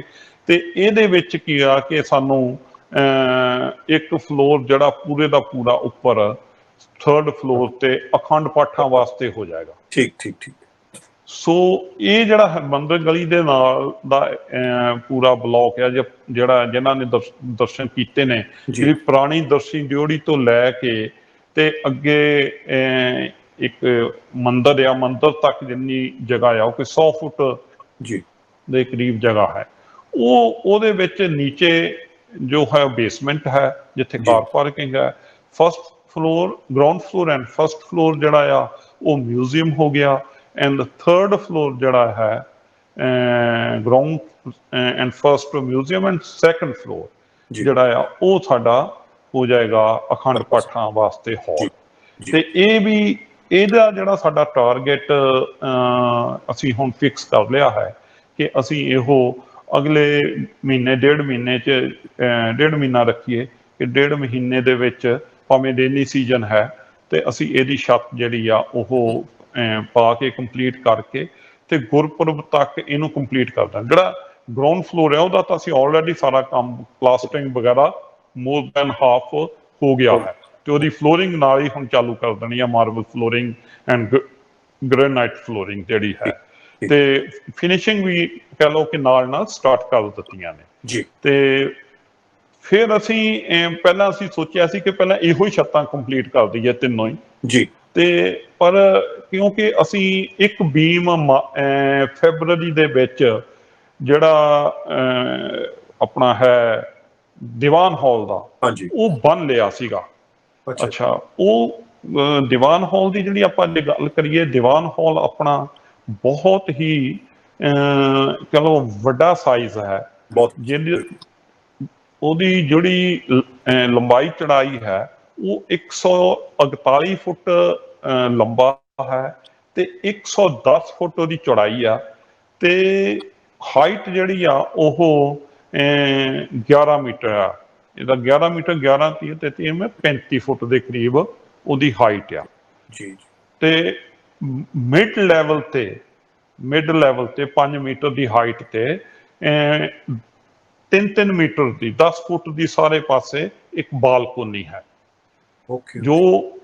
ਜੋ ਉੱਪਰ ਦੇ ਜੋ ਬੀਮ ਹੈ, ਸਾਡੇ ਬੀਮਸ ਦੇ ਵਿੱਚੋਂ ਬਾਲਕੋਨੀ ਨੂੰ 3 ਮੀਟਰ ਦੀ ਬਾਲਕੋਨੀ ਨੂੰ ਹੈਂਗ ਕੀਤਾ ਹੋਇਆ ਹੈ ਤਾਂ ਕਿ ਜਿਹੜਾ ਹਾਲ ਆ ਉਹ ਥੱਲਿਓਂ ਕਾਲਮ ਫ੍ਰੀ ਰਹੇ। ਸੋ ਇਹ ਵੀ ਇੱਕ ਅਲੱਗ ਤਰ੍ਹਾਂ ਦਾ ਜਦੋਂ ਹਾਲ ਤਿਆਰ ਹੋਏਗਾ ਸੰਗਤਾਂ ਦਰਸ਼ਨ ਕਰਨਗੀਆਂ ਕਿ ਬਈ 110 ਫੁੱਟ ਦਾ ਸਪੈਨ ਔਰ ਇਹ ਸਟੀਲ ਸਟਰਕਚਰ ਨਹੀਂ ਹੈ, ਇਹੋ RCC ਸਟਰਕਚਰ ਆ। ਤੇ ਅੱਛਾ, ਫਿਰ ਉਹਦੇ ਵਿੱਚ ਜਿਹੜਾ ਸੈਂਟਰ ਹੈ, ਸੈਂਟਰ ਦੇ ਵਿੱਚ ਸਾਡਾ ਕਾਫੀ ਵੱਡਾ ਅਸੀਂ ਸੈਮੀ ਡੋਮ ਲਿਆ ਹੈ। ਕਹਿਣ ਤੋਂ ਬਾਅਦ 35 ਫੁੱਟ ਸਾਡੀ ਹਾਈਟ ਜਿੱਥੇ ਹੁੰਦੀ ਹੈ ਸਾਰੀ ਦੀਵਾਨ ਹਾਲ ਦੀ, ਜਿਹੜੀ ਸਾਡੀ ਗਰਾਊਂਡ ਤੋਂ ਲੈ ਕੇ ਸੀਲਿੰਗ ਤੱਕ, ਤੇ ਉਸ ਤੋਂ ਬਾਅਦ ਸਾਡਾ 13 ਫੁੱਟ ਹਾਈਟ ਦਾ ਤੇ ਜਿਹੜਾ 64 ਫੁੱਟ ਡਾਇਆਮੀਟਰ ਦਾ ਆਪਣਾ ਹੈ ਡੋਮ। ਤੇ ਜੇ ਅਸੀਂ ਉਹਦੇ ਜਿਹੜੇ ਉੱਜੇ ਦਾ ਬੀਮਾਂ ਦੇ ਉੱਤੇ ਉਹਨੂੰ ਖੜਾ ਕੀਤਾ ਹੈ, ਉਹ ਸਾਡੇ 2 ਮੇਜਰ ਬੀਮਸ ਨੇ ਤੇ ਉਹ ਜਿਹੜੇ ਬੀਮਸ ਨੇ ਉਹਨਾਂ ਦੀ 110 ਫੁੱਟ ਲੰਬਾ ਇੱਕ ਬੀਮ, 2 ਫੁੱਟ ਚੌੜਾ ਆ ਤੇ 5.5 ਫੁੱਟ ਉੱਚਾ ਆ ਤੇ ਉਹਦੇ ਵਿੱਚ 36 mm ਦੇ ਸਾਰੇ ਮੇਜਰ ਬਾਰ ਜਿਹੜੇ ਨੇ ਰੇਨਫੋਰਸਮੈਂਟ ਜਿਹੜੀ ਆ ਉਹ ਯੂਜ਼ ਕੀਤੀ ਗਈ ਆ। ਤੇ ਆਪ ਜੀ ਨੂੰ ਜਿਹੜੇ ਕੰਸਟਰਕਸ਼ਨ ਫੀਲਡ 'ਚ ਉਹਨਾਂ ਨੂੰ ਪਤਾ ਕਿ ਸਾਨੂੰ ਬਾਹਰ ਦਾ ਪਤਾ ਨਹੀਂ, ਲੇਕਿਨ ਸਾਡੇ ਮੁਲਕ ਦੇ ਵਿੱਚ 12 ਮੀਟਰ ਦੀ ਲੈਂਥ ਆਉਂਦੀ ਆ। ਇੱਕ ਲੈਂਥ ਜਿਹੜੀ 12 ਮੀਟਰ ਹੁੰਦੀ ਆ ਤੇ ਸਾਡਾ 33 ਫੁੱਟ ਦਾ ਸਪੈਨ ਆ। ਸੋ ਆਪ ਜੀ ਇਹ ਲਾ ਲਓ ਕਿ ਸਾਨੂੰ ਇੱਕ ਟਰਾਲੇ ਤੇ 12 ਮੀਟਰ ਲੈਂਥ ਆਉਂਦੀ ਆ। 3 ਟਰਾਲਿਆਂ ਦਾ ਕਹਿ ਲਓ ਕਿ ਲੈਂਥ ਨੂੰ ਇੱਕ ਦੂਜੇ ਨੂੰ ਜੋੜ ਕੇ ਤੇ ਅੱਛਾ ਤਕਰੀਬਨ ਪੌਣੇ 2 ਮੀਟਰ, 1 ਮੀਟਰ 80 ਸੈਂਟੀਮੀਟਰ ਬਣ ਜਾਂਦੀ ਹੈ ਲੈਪਿੰਗ ਹੀ 36 mm ਦੀ। ਤੇ ਇੰਨੀ ਲੈਪਿੰਗ ਪਾ ਕੇ ਤਕਰੀਬਨ 3.5 ਲੈਂਥਾਂ ਇੱਕ ਸਟੀਲ ਵਾਸਤੇ ਲੱਗਦੀਆਂ ਤੇ ਉਹਦੇ ਵਿੱਚ ਲੇਅਰਸ ਜਿਹੜੀਆਂ ਉਹ ਸਟਰਕਚਰ ਇੰਜੀਨੀਅਰਸ ਨੇ ਇੰਨਾ ਲੋਡ ਲੈਣ ਵਾਸਤੇ ਦਿੱਤੀਆਂ, ਕਿਉਂਕਿ ਜਿਹੜਾ ਉਹਦੇ ਵਿੱਚ ਡੋਮ ਹੈ ਜਿਹਦਾ ਡਾਇਆਮੀਟਰ ਆਪ ਜੀ ਨੂੰ ਦੱਸਿਆ ਹੈ ਕਿ 64 ਫੁੱਟ ਡਾਇਆਮੀਟਰ ਹੈ। ਹਾਂਜੀ। ਤੇ ਜਿਹੜਾ ਸਰਕਮਫਰੈਂਸ ਹੁੰਦਾ ਹੈ ਜਾਣੀ ਕਿ ਟੋਟਲ ਜਿਹੜਾ ਡੋਮ ਦਾ ਜਿਹੜਾ ਬੀਮ ਹੈ ਉਹ ਬੀਮ ਵੀ 1.5 ਫੁੱਟ ਚੌੜਾ ਹੈ, 5.5 ਫੁੱਟ ਉੱਚਾ ਹੈ ਤੇ 210 ਫੁੱਟ ਉਹਦੀ ਲੰਬਾਈ ਬਣਦੀ। ਜਿਹੜਾ ਰਾਉਂਡ ਬੀਮ ਆ ਉਹਦਾ ਸਰਕਮਫਰੈਂਸ 210 ਫੁੱਟ ਹੈ। ਸੋ ਜਾਣੀ ਕਿ ਬਹੁਤ ਹੀ ਜਿਹੜਾ ਜਿਹਨੂੰ ਇਸ ਕੰਸਟਰਕਸ਼ਨ ਫੀਲਡ ਦੀ ਸਮਝ ਹੈ ਤੇ ਉਹ ਇਸ ਚੀਜ਼ ਨੂੰ ਅੰਡਰਸਟੈਂਡ ਕਰ ਸਕਦਾ ਕਿ ਵੀ ਹਾਊ ਬਿਗ ਦਿਸ ਸਪੈਨ। ਤੇ ਉਹਦੇ ਵਾਸਤੇ ਸਾਨੂੰ ਇੰਨੀ ਸਕੈਫੋਲਡਿੰਗ ਜਿਹੜੀ ਇੰਨੀ ਹਾਈਟ ਵਾਸਤੇ ਲਗਾਉਣੀ ਪਈ। ਔਰ ਮੈਂ ਕਈ ਆਪਣੇ ਜਿਹੜੇ ਮੇਰੇ ਕੋਲੀਗਸ ਹੈ ਨੇ ਉਹਨਾਂ ਨਾਲ ਗੱਲ ਕੀਤੀ ਹੈ, ਮੇਰੇ ਸਟਰਕਚਰ ਇੰਜੀਨੀਅਰਸ ਦੇ ਨਾਲ ਗੱਲ ਕੀਤੀ ਹੈ ਜਿਹੜੇ ਕੰਸਟਰਕਸ਼ਨ ਫੀਲਡ ਵਿੱਚ ਸਾਡੇ ਸੁਖਦੇਵ ਸਿੰਘ ਸੰਗਤਪੁਰੀ ਹੈ ਨੇ ਜਿਨ੍ਹਾਂ ਨੇ ਸਾਰੀ ਸ਼ਟਰਿੰਗ ਜਿਹੜੀ ਆ ਉਹ ਸਾਨੂੰ ਸਪੈਸ਼ਲੀ ਸੇਵਾ ਦੇ ਵਿੱਚ ਭੇਜੀ ਹੋਈ ਆ। ਤੇ ਉਹਨਾਂ ਨੇ ਵੀ ਸਾਨੂੰ ਐਡਵਾਈਸ ਕੀਤਾ ਕਿ ਆਪਾਂ ਕੱਲੀ ਜਿਹੜੀ ਕੱਪ ਲੌਕਿੰਗ ਆ ਇਹਦੇ ਤੇ ਹੀ ਨਹੀਂ ਰਹਿਣਾ ਕਿ ਬਈ ਅਸੀਂ ਇਹ ਲਗਾ ਦਿੱਤੀ ਤੇ ਇਹ ਸਫੀਸ਼ੀਐਂਟ ਆ, ਕਿਉਂਕਿ ਬਹੁਤ ਲੋਡ ਹੋਏਗਾ। ਤੇ ਆਪਾਂ ਐਕਸਟਰਾ ਨਹੀਂ ਸਾਨੂੰ ਕਿਹਾ ਕਿ ਐਕਸਟਰਾ ਪ੍ਰੀਕਾਸ਼ਨਸ ਲੈ ਕੇ ਐਕਸਟਰਾ ਸਪੋਰਟ ਵੀ ਨਾ ਬੀਮਾ ਥੱਲੇ ਸਾਨੂੰ ਦੇਣੀ ਪਏਗੀ ਬਿਫੋਰ ਕਾਸਟਿੰਗ। ਸੋ ਅਸੀਂ ਕਹਿ ਲਓ ਕਿ ਬਈ ਬਹੁਤ ਹੀ ਇਸ ਚੀਜ਼ ਨੂੰ ਪ੍ਰੀਕਾਸ਼ਨਰੀ ਲੈ ਰਹੇ ਹਾਂ ਕਿ ਕੋਈ ਉਸ ਤਰ੍ਹਾਂ ਦੀ ਚਾਂਸ ਨਾ ਰਹੇ, ਰਿਸਕ ਨਾ ਰਹੇ ਕਿ ਜਦੋਂ ਅਸੀਂ ਇਹਦੀ ਕਾਸਟਿੰਗ ਕਰਨੀ ਆ। ਤੇ ਤਕਰੀਬਨ ਤੁਸੀਂ ਲਾ ਲਓ ਕਿ ਸਾਨੂੰ ਇਸ ਛੱਤ ਤੱਕ ਪਹੁੰਚਣ ਵਾਸਤੇ ਭਾਈ ਸੁਖਦੇਵ ਸਿੰਘ ਜੀ ਕਿਉਂਕਿ ਆਪਣੇ ਪੈਰਲਲ ਹੋਰ ਵੀ ਬਹੁਤ ਸਾਰੀਆਂ ਸੇਵਾਵਾਂ ਚੱਲੀ ਜਾਂਦੀਆਂ ਨੇ ਤੇ ਕਈ ਚੀਜ਼ਾਂ ਉਹ ਆ ਗਈਆਂ ਵਿੱਚ ਜਿਹੜੀਆਂ ਹਲੇ ਆਪਾਂ ਸੋਚਿਆ ਹੀ ਨਹੀਂ ਸੀਗਾ। ਜਦੋਂ ਆਪਾਂ ਇਹ ਦੀਵਾਨ ਹਾਲ ਸ਼ੁਰੂ ਕੀਤਾ ਸੀ ਉਸ ਵਕਤ 2 ਸਾਲ ਦਾ ਟਾਰਗੇਟ ਸੀਗਾ ਕਿ 2 ਸਾਲਾਂ 'ਚ ਆਪਾਂ ਇਹੋ ਸਾਰਾ ਪ੍ਰੋਜੈਕਟ ਖਤਮ ਕਰ ਲਵਾਂਗੇ। ਆਪ ਜੀ ਨੂੰ ਯਾਦ ਹੋਏਗਾ ਕਿ ਜਦੋਂ ਸਾਡੇ ਮਾਨਯੋਗ ਬਿਹਾਰ ਦੇ ਮੁੱਖ ਮੰਤਰੀ ਸ਼੍ਰੀ ਨਿਤੀਸ਼ ਕੁਮਾਰ ਜੀ ਨੇ ਇਹਦਾ ਟੱਪ ਲਗਾਇਆ ਸੀਗਾ ਤੇ ਬਹੁਤ ਵੱਡਾ ਪ੍ਰੋਜੈਕਟ ਆ, ਨੋ ਡਾਊਟ ਕੋਈ 30-35,000 ਸਕੁਅਰ ਫੁੱਟ ਤਾਂ ਬੇਸਮੈਂਟ ਏਰੀਆ ਹੀ ਸੀਗਾ। ਤੇ ਉਹ ਇੰਨੀਆਂ ਬਿਲਡਿੰਗਾਂ ਉੱਥੋਂ ਕੱਢ ਕੇ ਸਾਈਡਾਂ ਰਿਟੇਨ ਕਰਕੇ ਦੈਨ ਫਿਰ ਬੇਸਮੈਂਟ ਬਣੀ। ਉਸ ਤੋਂ ਬਾਅਦ ਫਿਰ ਗੁਰਪੁਰਬ ਆ ਜਾਂਦਾ। ਜਦੋਂ ਗੁਰਪੁਰਬ ਆ ਜਾਂਦਾ ਫਿਰ ਸਾਡੀ ਬ੍ਰੇਕ ਲੱਗ ਜਾਂਦੀ ਆ ਕਿ ਬਈ ਇਸ ਗੁਰਪੁਰਬ ਤੱਕ ਇੰਨਾ ਕੰਮ ਹੋਵੇ ਤਾਂ ਇੰਨਾ ਟਾਈਮ ਤੁਹਾਨੂੰ ਗੁਰਪੁਰਬ ਵਾਸਤੇ ਪਹਿਲਾਂ ਹੀ ਉਹਨੂੰ ਛੱਡਣਾ ਪੈਂਦਾ। ਫਿਰ ਉੱਥੇ ਟੈਂਟ ਲੱਗਦਾ, ਫਿਰ ਗੁਰਪੁਰਬ ਮੰਨਦਾ, ਫਿਰ ਉਹ ਟੈਂਟ ਖੁੱਲ੍ਹਣ ਨੂੰ ਕਈ ਦਿਨ ਲੱਗਦੇ, ਫਿਰ ਦੁਬਾਰਾ ਕੰਮ ਸਟਾਰਟ ਹੁੰਦਾ। 2-3 ਮਹੀਨੇ ਸਾਡੇ ਇਸ ਤਰ੍ਹਾਂ ਹੀ ਜਾਇਆ ਹੋ ਜਾਂਦੇ। ਤੇ ਫਿਰ ਅਸੀਂ ਪਹਿਲੇ ਸਾਲ ਕਹਿ ਲਓ ਕਿ ਜਦੋਂ ਟੱਪ ਲੱਗਣ ਤੋਂ ਬਾਅਦ ਆਪਾਂ ਕੋਸ਼ਿਸ਼ ਇਹ ਕੀਤੀ ਸੀ ਕਿ ਬਈ ਇਸ ਸਾਲ ਵਿੱਚ ਬੇਸਮੈਂਟ ਦੀਆਂ ਛੱਤਾਂ ਪੈ ਜਾਣ। ਉਹ ਆਪਾਂ ਟਾਰਗੇਟ ਅਚੀਵ ਕਰ ਲਿਆ। ਦੂਸਰੇ ਸਾਲ ਹੋਇਆ ਸੀਗਾ ਕਿ ਬਈ ਇਸ ਸਾਲ ਆਪਾਂ ਸਾਰੀਆਂ ਹੀ ਜਿੰਨੇ ਵੀ ਕਾਲਮ ਆ ਇਹ ਸਾਰੇ ਹੋ ਜਾਣ ਤੇ ਇਹਦੇ ਨਾਲ ਹੀ ਇਹਨੂੰ ਬਾਲਕੋਨੀਆਂ ਜਿਹੜੀਆਂ ਇਹ ਸਾਰੀਆਂ ਫਿਨਿਸ਼ ਹੋ ਜਾਣ ਤੇ ਉੱਪਰਲੇ ਲੈਵਲ ਤੱਕ ਚਲੇ ਜਾਈਏ। ਉਹ ਵੀ ਆਪਾਂ ਅਚੀਵ ਕਰ ਲਿਆ ਸੀਗਾ। ਪਰ ਉਹ ਇਨ ਬਿਟ ਵੀ ਨਹੀਂ, ਇਹ ਸਾਰੇ ਕੰਮ ਚੱਲਦੇ 2 ਸਾਲਾਂ ਜਿਹੜਾ ਇਹਨੂੰ ਖਤਮ ਕਰਨਾ ਸੀਗਾ ਜਦ ਤੱਕ ਰਾਜਗੀਰ ਦਾ ਪ੍ਰੋਜੈਕਟ ਆ ਗਿਆ। ਬਿਲਕੁਲ ਜੀ ਬਿਲਕੁਲ। ਤੇ ਉਧਰਲੇ ਪਾਸੇ ਨੂੰ ਆਪਾਂ ਨੂੰ ਨਾਲ ਉਹ ਵੀ CM ਸਾਹਿਬ ਜੀ ਨੇ ਬਹੁਤ ਕਹਿ ਲਓ ਕਿ ਸਿੱਖਾਂ ਤੇ ਕਹਿ ਲਓ ਆਪਣੀ ਸ਼ਰਧਾ ਮਹਾਰਾਜ ਨੂੰ ਦਿਖਾਉਂਦੇ ਹੋਏ, ਤੇ ਉਹ ਆਪ ਜੀ ਨੂੰ ਪਤਾ ਹੀ ਆ ਕਿ ਕਿਸ ਤਰ੍ਹਾਂ ਉਹਨਾਂ ਨੇ ਸਾਨੂੰ ਫੋਰੈਸਟ ਲੈਂਡ ਜਿਹੜੀ ਬਿਲਕੁਲ ਜੀ, ਸੈਂਟਰ ਗਵਰਨਮੈਂਟ ਤੋਂ ਲੈ ਕੇ ਦਿੱਤੀ, ਤੇ ਬਿਲਕੁਲ ਆਪਾਂ ਇਹਦੇ ਪੈਰਲਲ ਸਾਨੂੰ ਉਹ ਕੰਮ ਵੀ ਕਰਨਾ ਪੈ ਗਿਆ। ਤੇ ਉਸ ਤੋਂ ਉਹ ਹਲੇ ਚੱਲਦਾ ਹੀ ਸੀਗਾ, ਸ਼ੁਰੂ ਹੀ ਕੀਤਾ ਸੀ। ਤੇ ਉਧਰ ਦੂਸਰੇ ਪਾਸੇ ਗੁਰੂ ਨਾਨਕ ਦੇਵ ਜੀ ਮਹਾਰਾਜ ਦਾ 550 ਸਾਲਾ ਆ ਗਿਆ ਜੀ ਜੀ ਨਾ, ਤੇ SGPC ਸਾਰੀ ਇਕੱਠੀ ਹੋ ਕੇ ਆ ਗਈ ਕਿ ਬਈ ਗੁਰੂ ਨਾਨਕ ਦੇਵ ਜੀ ਪਾਤਸ਼ਾਹ ਦੇ ਆਪਾਂ ਜਿੱਥੇ ਉਹਨਾਂ ਨੇ ਮੂਲ ਮੰਤਰ ਸਭ ਉਚਾਰਨ ਕੀਤਾ, ਤੇ ਉਸ ਜਗ੍ਹਾ ਤੇ ਮਹਾਰਾਜ ਦਾ ਮੂਲ ਮੰਤਰ ਸਥਾਨ ਬਣਾਇਆ ਜਾਵੇ, ਤਾਂ ਕਿ ਉੱਥੋਂ ਸਾਡੀ ਆਉਣ ਵਾਲੀਆਂ ਜਨਰੇਸ਼ਨ ਜਿਹੜੀਆਂ ਨੇ ਉਹ ਗੁਰੂ ਨਾਨਕ ਦੇਵ ਜੀ ਮਹਾਰਾਜ ਦੇ ਜੋ ਉਹਨਾਂ ਦੀ ਸਿੱਖਾਂ ਨੂੰ ਦੇਣ ਹੈ ਉਹ ਸਾਰੀ ਨੂੰ ਉੱਥੇ ਡਿਪੈਕਟ ਕੀਤਾ ਜਾਵੇ, ਤਾਂ ਕਿ ਬੱਚੇ ਜੋ ਸਾਡੀ ਅਗਲੀ ਪਨੀਰੀ ਆ ਉਹ ਉੱਥੇ ਜਾ ਕੇ ਦਰਸ਼ਨ ਕਰਕੇ ਮਹਾਰਾਜ ਦਾ ਜੀਵਨ ਤੋਂ ਸੇਧ ਲੈ ਸਕਣ। ਤੇ ਉਹ ਵੀ ਆਪਾਂ ਨੂੰ ਨਾਲ ਨਾਲ ਕਰਨਾ ਪਿਆ, ਉਹ ਵੀ ਬੜਾ ਡਿਫੀਕਲਟ, ਉਹ ਇੱਕ ਡਿਫਰੈਂਟ ਸਬਜੈਕਟ ਆ, ਤੇ ਉਹਦੇ ਤੇ ਵੀ ਗੱਲ ਕਰਾਂਗੇ, ਉਹ ਵੀ ਕਰਨਾ ਪਿਆ। ਲੇਕਿਨ ਇਹ ਸਾਰੇ ਚੀਜ਼ਾਂ ਨੂੰ ਆਪਾਂ ਕਹਿ ਲਓ ਕਿ ਕੰਟੀਨਿਊਟੀ ਦੇ ਵਿੱਚ ਰੱਖਿਆ ਤੇ ਚੱਲੀ ਗਏ। ਲੇਕਿਨ ਉਹਦੇ 'ਚ ਇਹ ਆ ਕਿ ਜਿਹੜਾ ਸਾਡਾ 2 ਸਾਲ ਦਾ ਟਾਰਗੇਟ ਸੀ ਇਸ ਸੇਵਾ ਨੂੰ ਫੇਜ਼ 2 ਨੂੰ ਕਰਨ ਦਾ, ਉਹ ਸਾਡਾ 1 ਸਾਲ ਐਕਸਟੈਂਡ ਹੋ ਗਿਆ, 1 ਸਾਲ ਅੱਗੇ ਚਲੇ ਗਿਆ। ਤੇ ਜਿਹੜਾ ਉਹਦਾ ਟਾਰਗੇਟ ਸਾਡਾ ਇਸ ਸਾਲ ਜਿਹੜਾ ਗੁਰਪੁਰਬ ਆਪਾਂ ਮਨਾਇਆ ਹੈ ਜਨਵਰੀ 2020 ਦੇ ਵਿੱਚ, ਉਦੋਂ ਤੱਕ ਭਾਈ ਖੁਸ਼ਰ ਸਿੰਘ ਜੀ ਆਪਾਂ ਇਹ ਪ੍ਰੋਜੈਕਟ ਖਤਮ ਕਰਨਾ ਸੀਗਾ ਫੇਜ਼ 2 ਦਾ। ਤੇ ਪਰ ਹੋਇਆ ਇਹ ਕਿ ਸਾਡਾ ਉਹ ਇਹਨਾਂ ਜਿਹੜੇ 2 ਪ੍ਰੋਜੈਕਟ ਹੋਰ ਨਾਲ ਆ ਗਏ, ਤੇ ਜਿਹੜਾ ਮੈਂ ਹੋਰ ਰੀਜ਼ਨ ਬਤਾਇਆ ਉਹਨਾਂ ਕਰਕੇ ਇਹੋ ਆਪਾਂ 1 ਸਾਲ ਅੱਗੇ ਚਲੇ ਗਿਆ। ਲੇਕਿਨ 1 ਸਾਲ ਅੱਗੇ ਜਾਣ ਤੋਂ ਬਾਅਦ ਸਾਨੂੰ ਲੱਗਿਆ ਇਹ ਤਾਂ ਬਈ ਜਦੋਂ ਲੋਕਡਾਊਨ ਦੀ ਸਿਚੁਏਸ਼ਨ ਕ੍ਰੀਏਟ ਹੋ ਗਈ, ਅਸੀਂ ਕਿਹਾ ਇਹ ਤਾਂ ਲੱਗਦਾ ਸਾਨੂੰ ਕਿ 1 ਸਾਲ ਹੋਰ ਅੱਗੇ ਜਾਏਗਾ। ਪਰ ਮਹਾਰਾਜ ਨੇ ਬੜੀ ਅਪਾਰ ਬਖਸ਼ਿਸ਼ ਕੀਤੀ ਕਿ ਬਈ ਜਦੋਂ ਸਾਡੇ ਵਰਕਰ ਬਹੁਤੇ ਚਲੇ ਗਏ ਤਾਂ ਸਾਡੇ ਕੋਲ ਸੇਵਾਦਾਰ ਗੁਰੂ ਸਾਹਿਬ ਨੇ ਸਾਨੂੰ ਜੋ ਪੰਜਾਬ ਤੋਂ ਇੱਥੇ ਆ ਕੇ ਲੋਕਡਾਊਨ 'ਚ ਫਸੇ ਸੀ ਉਹ ਭੇਜਤੇ, ਤਾਂ ਸਾਡਾ ਕੰਮ ਸ਼ੁਰੂ ਹੋ ਗਿਆ। ਤਾਂ ਅਸੀਂ ਲੋਕਡਾਊਨ ਦੇ ਵਿੱਚ ਇੱਕ ਛੱਤ ਉੱਧਰ ਪਾ ਲਈ, ਤੇ ਇਸ ਵਕਤ ਵੀ ਲੋਕਡਾਊਨ ਦੀ ਸਿਚੁਏਸ਼ਨ ਇੰਡੀਆ ਦੇ ਵਿੱਚ ਚੱਲਦੀ ਪਈ। ਥੀਸ ਡੇਜ਼ ਤੁਸੀਂ ਦੇਖ ਸਕਦੇ ਆ ਫਿਗਰਸ, ਇੰਡੀਆ ਵਿੱਚ ਵੀ ਕੋਵਿਡ ਦਾ ਬਹੁਤ ਵੱਡਾ ਇਫੈਕਟ ਹੋਇਆ ਆ।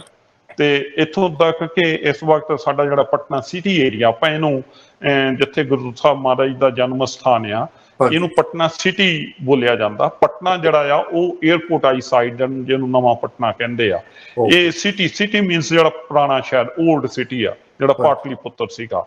ਤੇ ਇਹ ਵੀ ਅੱਜ ਕੱਲ ਕਾਫੀ ਅਫੈਕਟਡ ਆ, ਔਰ ਬਹੁਤ ਸਾਰੇ ਇਹਦੇ ਏਰੀਏ ਜਿਹੜੇ ਆ ਗੁਰਦੁਆਰੇ ਦੇ ਸਰਾਊਂਡਿੰਗ, ਉਹ ਸਾਰੇ ਹੀ ਲੋਕਡਾਊਨ ਦੀ ਸਿਚੁਏਸ਼ਨ ਦੇ ਵਿੱਚ ਇਸ ਵਕਤ ਹੈ ਨੇ। ਇੱਥੋਂ ਤੱਕ ਕਿ ਕਈ ਰੋਡਸ ਗਲੀਆਂ ਸਭ ਬੰਦ ਕੀਤੀਆਂ ਆ ਬਾਂਸ ਲਗਾ ਕੇ ਕਿ ਕੋਈ ਜਾ ਨਹੀਂ ਸਕਦਾ, ਕੋਈ ਆ ਨਹੀਂ ਸਕਦਾ, ਕਿਉਂਕਿ ਪਿਛਲੇ 1 ਵੀਕ ਦੇ ਵਿੱਚ ਕੋਈ 100 ਕੇਸਿਸ ਇਸ ਏਰੀਏ ਦੇ ਵਿੱਚ ਪੋਜ਼ਿਟਿਵ ਆਏ ਨੇ। ਤੇ ਲੇਕਿਨ ਇਹ ਆ ਕਿ ਅਸੀਂ ਉਸ ਤੋਂ ਬਾਅਦ ਅਸੀਂ ਇਹ ਵੀ ਕੀਤਾ ਕਿ ਸਾਡੇ ਜਿਹੜੇ ਵਰਕਰ ਚਲੇ ਗਏ ਸੀ ਨਾ, ਜਦੋਂ ਥੋੜਾ ਨੋਰਮਲਾਈਜ਼ ਹੋ ਗਿਆ, ਅੱਜ ਤੋਂ ਕੋਈ 3 ਵੀਕ ਪਹਿਲਾਂ ਕਾਫੀ ਨੋਰਮਲ ਸੀਗਾ, ਤੇ ਅਸੀਂ ਜਿਹੜੇ ਬਿਹਾਰ ਦੇ ਨਾਰਥ ਬਿਹਾਰ ਦੇ ਵਿੱਚੋਂ ਸਾਡੇ ਸੇਵਾਦਾਰ ਵਰਕਰਸ ਹੈ ਨੇ, ਉਹਨਾਂ ਨੂੰ ਅਸੀਂ ਸਪੈਸ਼ਲ ਆਪਣੀ ਬੱਸ ਭੇਜ ਕੇ ਗੱਲ ਕਰਕੇ ਉਹਨਾਂ ਨਾਲ ਉਹ ਸੇਵਾਦਾਰ ਵਾਪਸ ਲਿਆਂਦੇ। ਔਰ ਇੱਕ ਟੀਮ ਪਹਿਲਾਂ ਆਈ ਔਰ ਇੱਕ ਟੀਮ 1 ਵੀਕ ਹੋਇਆ ਸੀ ਫਿਰ ਉਹਨਾਂ ਨੂੰ ਲੈ ਕੇ ਆਏ। ਤੇ ਸੋ ਇਸ ਵਕਤ ਸਾਡੇ ਕੋਲ ਤਕਰੀਬਨ ਕੋਈ 80 ਦੇ ਕਰੀਬ ਵਰਕਰਸ ਜਿਹੜੇ ਆ ਉਹ ਰਾਤ ਦਿਨ ਕੰਮ ਕਰਦੇ ਪਏ ਨੇ। ਇੰਦਰ ਸਿੰਘ ਭਾਜੀ, ਮੈਂ ਤੁਹਾਨੂੰ ਬਾਅਦ ਵਿੱਚ ਰੋਕਾਂਗਾ ਕਿ ਆਪਾਂ ਦੇਖੋ ਵੀ ਆਪ ਜੀ ਨੇ ਜ਼ਿਕਰ ਕੀਤਾ ਲੋਕਡਾਊਨ ਤੋਂ ਲੈ ਕੇ ਹੁਣ ਤੱਕ ਗੁਰੂ ਮਹਾਰਾਜ ਨੇ ਜਿੱਥੇ ਏਡਾ ਵੱਡਾ ਇੱਕ ਟੈਸਟ ਵੀ ਪਾਇਆ, ਪਰ ਗੁਰੂ ਮਹਾਰਾਜ ਨੇ ਦੇਖੋ ਆਪਣੀ ਕਿਰਪਾ ਕਰਕੇ ਉਹ ਸੇਵਾਦਾਰ ਜਿਹੜੇ ਸਟਕ ਹੋਏ ਸੀ ਉਹਨਾਂ ਨੇ ਆ ਕੇ ਸੇਵਾ ਨਿਭਾਈ। ਦੇਖੋ ਮਾਲਕ ਨੇ ਕਿਹਨ ਕੋ ਸੇਵਾ ਲੈਣੀ, ਇਹ ਗੁਰੂ ਮਹਾਰਾਜ ਦੀ ਕਿਰਪਾ ਹੈ, ਗੁਰੂ ਮਹਾਰਾਜ ਦੀ ਬਖਸ਼ਿਸ਼ ਹੈ ਕਿ ਆਪਣੇ ਆਪ ਮਹਾਰਾਜ ਆਪਣੇ ਆਪ ਸੇਵਾਦਾਰ ਭੇਜਦੇ ਤੇ ਆਪਣੇ ਆਪ ਕੰਮ ਹੋਈ ਜਾਂਦੇ ਨੇ। ਤੇ ਇਹ ਪ੍ਰੋਜੈਕਟ ਜਿਸ ਤਰ੍ਹਾਂ ਆਪ ਜੀ ਜ਼ਿਕਰ ਕਰ ਰਹੇ ਹੋ, ਆਪਾਂ ਜਦੋਂ ਜਾ ਕੇ ਦੇਖਦੇ ਫਿਰ ਪਤਾ ਲੱਗਦਾ ਕਿ ਸਾਈਜ਼ ਦਾ ਪ੍ਰੋਜੈਕਟ ਕਿੰਨਾ ਵੱਡਾ ਹੈ ਤੇ ਕਿੰਨਾ ਟੈਕਨੀਕਲ ਹੈ, ਕਿੰਨੀ ਵੱਡੀ ਟੀਮ ਇਹਦੇ ਵਿੱਚ ਲੱਗੀ ਹੋਈ ਹੈ। ਕਿ ਇਸ ਨੂੰ ਇਹਦੀ ਐਗਜ਼ੀਕਿਊਸ਼ਨ ਜਿਹੜੀ ਹੈ ਉਸ ਲੈਵਲ ਦੇ ਉਸ ਸਟੈਂਡਰਡ ਦੀ ਬਣੇ ਜੋ ਜਿਸ ਨੂੰ ਇਸ ਨੂੰ ਮੱਥਿਆ ਗਿਆ ਕਿ ਇਸ ਲੈਵਲ ਤੇ ਅਸੀਂ ਇਸ ਨੂੰ ਪ੍ਰੋਜੈਕਟ ਨੂੰ ਫਿਨਿਸ਼ ਕਰਨਾ ਹੈ। ਤੇ ਜਿਸ ਦੇ ਵਿੱਚ ਸਮੂਹ ਆਪਾਂ ਜਿੱਥੇ ਬਿਹਾਰ ਸਰਕਾਰ ਦੀ ਗੱਲ ਕਰਦੇ ਹਾਂ, ਤਖਤ ਸਾਹਿਬ ਦੀ ਕਮੇਟੀ ਦੀ ਗੱਲ, ਸਾਰਿਆਂ ਨੇ ਰਲ ਮਿਲ ਕੇ ਇਸ ਪ੍ਰੋਜੈਕਟ ਨੂੰ ਦੀ ਨੇਪੜੀ ਵਾਸਤੇ ਪੂਰਾ ਆਪਣਾ ਜ਼ੋਰ ਲਾਇਆ ਹੋਇਆ। ਤੇ ਆਪਾਂ ਜਿਸ ਤਰ੍ਹਾਂ ਜਨਵਰੀ ਦੇ ਵਿੱਚ ਗੁਰੂ ਮਹਾਰਾਜ ਦੇ ਗੁਰਪੁਰਬ ਦੇ ਦਰਸ਼ਨ ਕੀਤੇ ਨੇ ਕਿ ਦੇਖੋ ਕਿੰਨਾ ਵੱਡਾ ਦੀਵਾਨ ਹਾਲ, ਚਾਹੇ ਟੈਂਪਰੇਰੀ ਲੱਗਿਆ ਸੀ, ਉਹ ਬੇਸਮੈਂਟ ਦੇ ਉੱਪਰ ਲੱਗਿਆ, ਜਿਹੜੀ ਕਾਰ ਪਾਰਕ ਬਣੀ ਹੈ ਉਹ ਅੱਗੇ ਨਾ ਵੱਡਾ ਲੱਗਿਆ ਸੀ, ਹੈ ਨਾ ਜੀ। ਕਿੰਨੀ ਫੈਸਿਲਿਟੀ ਮਹਾਰਾਜ ਦੀ ਕਿਰਪਾ ਦਾ ਸਦਕਾ ਉਸ ਪੁੱਤਰ ਸਥਾਨ ਤੇ ਜਿੱਥੇ ਧੰਨ ਧੰਨ ਸ਼੍ਰੀ ਗੁਰੂ ਗੋਬਿੰਦ ਸਿੰਘ ਮਹਾਰਾਜ ਦਾ ਅਵਤਾਰ ਹੋਇਆ, ਜਿੱਥੇ ਆਪਾਂ ਜਨਮ ਸਥਾਨ, ਜਿੱਥੇ ਆਪਾਂ ਨਤਮਸਤਕ ਹੁੰਦੇ ਹਾਂ ਤਖਤ ਸਾਹਿਬ ਤੇ, ਗੁਰੂ ਮਹਾਰਾਜ ਨੇ ਕਿੰਨੀਆਂ ਰਹਿਮਤਾਂ ਕੀਤੀਆਂ ਹਨ। ਤੇ ਆਪ ਜੀ ਕਿਤਨੇ ਵਡਭਾਗੇ ਹੋ ਕਿ ਜਦੋਂ ਸੇਵਾ ਆਰੰਭ ਹੋਈ ਹੈ ਆਪ ਜੀ ਸੇਵਾ ਨਿਭਾ ਰਹੇ ਹੋ। ਸੋ ਇਹ ਜੋ ਆਪਾਂ ਜਿੱਥੇ ਗੱਲ ਕਰਦੇ ਹਾਂ ਤਖਤ ਸਾਹਿਬ ਦੇ ਸਾਲਸਾ ਜੋਰੀ ਦੀਵਾਨ ਹਾਲ ਦੀ ਗੱਲ, ਜਿੱਥੇ ਇਸ ਵੇਲੇ ਡੋਮ ਦੀ ਛੱਤ ਦਾ ਕੰਮ ਚੱਲ ਰਿਹਾ ਹੈ। ਤੇ ਜਦੋਂ ਆਪਾਂ, ਕਿਉਂਕਿ ਸਾਡੀ ਸੰਗਤ ਨਾਲ ਦੀ ਨਾਲ ਫੁਟੇਜ ਵੀ ਦੇਖ ਰਹੀ ਹੈ ਇਹਦੀ ਭਾਜੀ ਕਿ ਕਿਸ ਤਰ੍ਹਾਂ ਇਹ ਕੰਮ ਚੱਲ ਰਿਹਾ ਹੈ, ਤੇ ਆਮ ਬੰਦਾ ਕਹਿੰਦਾ ਸਟੀਲ ਬੰਨੀ ਦੇਖ ਕੇ ਬੰਦਾ ਹਿਲ ਜਾਂਦਾ ਕਿ ਕਿੰਨਾ ਕੰਮ ਹੈ, ਕਿੰਨੀ ਟੈਕਨੀਕਲ ਹੈ। ਕਿਉਂਕਿ ਇਹ ਵੀ ਆਪ ਜੀ ਦਾ ਬਹੁਤ ਦੱਸਣਾ ਜ਼ਰੂਰੀ ਹੈ ਸਾਡੀਆਂ ਸੰਗਤਾਂ ਨੂੰ ਕਿ ਆਪ ਜੀ ਦੀ ਟੀਮ ਕਿੱਡੀ ਵੱਡੀ ਹੈ, ਜਿਹੜੇ ਇੰਜੀਨੀਅਰ, ਸਟਰਕਚਰ ਇੰਜੀਨੀਅਰਸ, ਆਰਕੀਟੈਕਚਰ ਨਾਲ ਲੱਗੇ ਹੋਏ ਨੇ, ਤਾਂ ਜੋ ਕਿ ਸਾਈਜ਼ ਦਾ ਪ੍ਰੋਜੈਕਟ ਤੇ ਕਿੰਨੇ ਬੰਦੇ ਉਸ ਲੈਵਲ ਤੋਂ ਵੀ ਆਪ ਜੀ ਨਾਲ ਸੇਵਾ ਨਿਭਾ ਰਹੇ ਨੇ। ਆਪ ਜੀ ਥੋੜੀ ਜਿਹੀ ਸਾਂਝ ਪਾਓ। ਭਾਈ ਖੁਸ਼ਦੇਵ ਸਿੰਘ ਜੀ, ਦੇਖੋ ਇਹਦੇ ਵਿੱਚ ਕਹ ਲਓ 3 ਤਰ੍ਹਾਂ ਦੀ ਟੀਮ ਹੁੰਦੀ ਆ ਜੀ।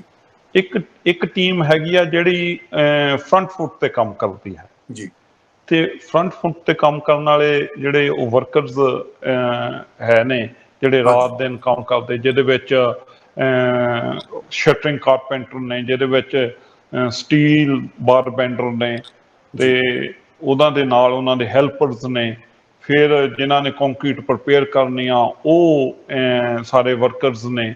ਤੇ ਇਹ ਇੱਕ ਪੂਰੀ ਉੱਥੇ ਇੱਕ ਪੂਰੀ ਟੀਮ ਆ, ਜਿਹੜੀ ਇੱਕ ਟੀਮ ਨੀਚੇ ਜਿਨ੍ਹਾਂ ਦਾ ਕੰਮ ਆ ਉਹ ਬੇਸਮੈਂਟ ਦੇ ਅੰਦਰ ਨੀਚੇ ਮਸ਼ੀਨਾਂ ਦੇ ਉੱਤੇ ਸਟੀਲ ਬਣਾਈ ਜਾਂਦੇ ਆ।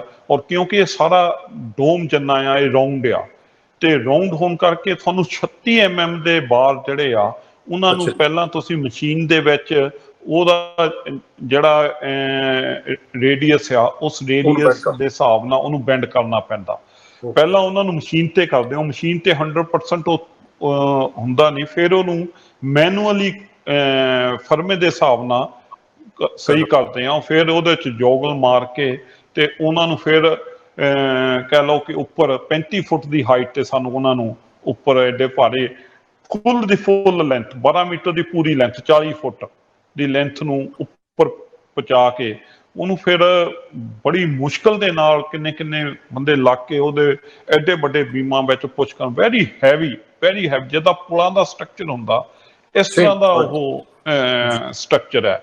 ਤੇ ਉਹਨਾਂ ਦੇ ਵਿੱਚ ਉਹ ਫਸਾਉਂਦੇ ਨੇ, ਜਾਣੀ ਕਿ ਇੱਕ ਟੀਮ ਨੀਚੇ ਹੋ ਗਈ ਜਿਹੜੀ ਮਾਲ ਤਿਆਰ ਕਰੀ ਜਾਂਦੀ ਆ, ਦੂਸਰੀ ਹੈਗੀ ਜਿਹੜੇ ਉਠਾ ਕੇ ਉਹਨੂੰ ਉੱਪਰ ਛੱਤ ਤੱਕ ਪਹੁੰਚਾਉਂਦੇ ਨੇ, ਤੇ ਤੀਸਰੀ ਹੈਗੇ ਜਿਹੜੇ ਉੱਥੇ ਉਹਨੂੰ ਬੰਨ੍ਹਦੇ ਨੇ। ਉਸ ਤੋਂ ਅੱਗੇ ਉਸ ਤੋਂ ਬਾਅਦ ਫਿਰ ਪਹਿਲਾਂ ਤਾਂ ਸ਼ਟਰਿੰਗ ਵਾਲੀ ਟੀਮ ਹੁੰਦੀ ਆ, ਜਿਹੜਾ ਉਹਦਾ ਬੋਟਮ ਬੀਮਾਂ ਦੇ ਸਾਰੇ ਬਣਾ ਕੇ ਲਗਾ ਕੇ ਫਿਰ ਦੇ ਦਿੰਦੇ ਆ।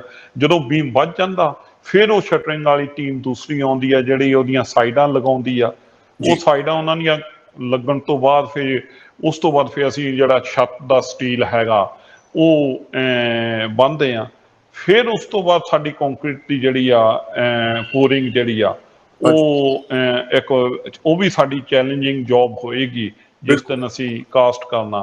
ਹੁਣ ਕਹਿ ਲਓ ਕਿ ਇਸ ਵਕਤ ਸਾਡੇ ਇੱਥੇ ਰੇਨੀ ਸੀਜ਼ਨ ਵੀ ਫੁੱਲ ਚੱਲ ਰਿਹਾ, ਤੇ ਐਵਰੀ ਡੇ ਕਹਿ ਲਓ ਕਿ ਅੱਜ ਦਾ ਦਿਨ ਹੀ ਸੀਗਾ ਕਿ ਅੱਜ ਤੁਸੀਂ ਲਾਓ ਕਿ ਸਾਨੂੰ ਮੈਨੂੰ 4-5 ਘੰਟੇ ਸਾਡੇ ਜਿਹੜੇ ਉਹ ਖਰਾਬ ਹੋ ਗਏ। ਅੱਛਾ, ਉਹ ਖਰਾਬ ਇਸ ਤਰ੍ਹਾਂ ਹੋਏ ਕਿ ਬਾਰਿਸ਼ ਆ ਗਈ, ਕਦੀ ਹਟ ਗਈ, ਕਦੀ ਆ ਗਈ, ਕਦੀ ਹਟ ਗਈ, ਤੇ ਉਹਦੇ ਨਾਲ ਵਰਕਰਸ ਨੂੰ ਉੱਪਰ ਲੈ ਕੇ ਜਾਓ। ਫਿਰ ਅਸੀਂ ਕੁਛ ਨਾ ਕੁਛ ਕੰਮ ਬੇਸਮੈਂਟ 'ਚ ਰੱਖਿਆ ਹੁੰਦਾ, ਉਹਨਾਂ ਨੂੰ ਫਿਰ ਬੇਸਮੈਂਟ 'ਚ ਲੈ ਜਾਂਦੇ, ਉੱਥੇ ਲਾ ਲਿਆ, ਲੇਕਿਨ ਟਾਈਮ ਤਾਂ ਖਰਾਬ ਹੋ ਜਾਂਦਾ।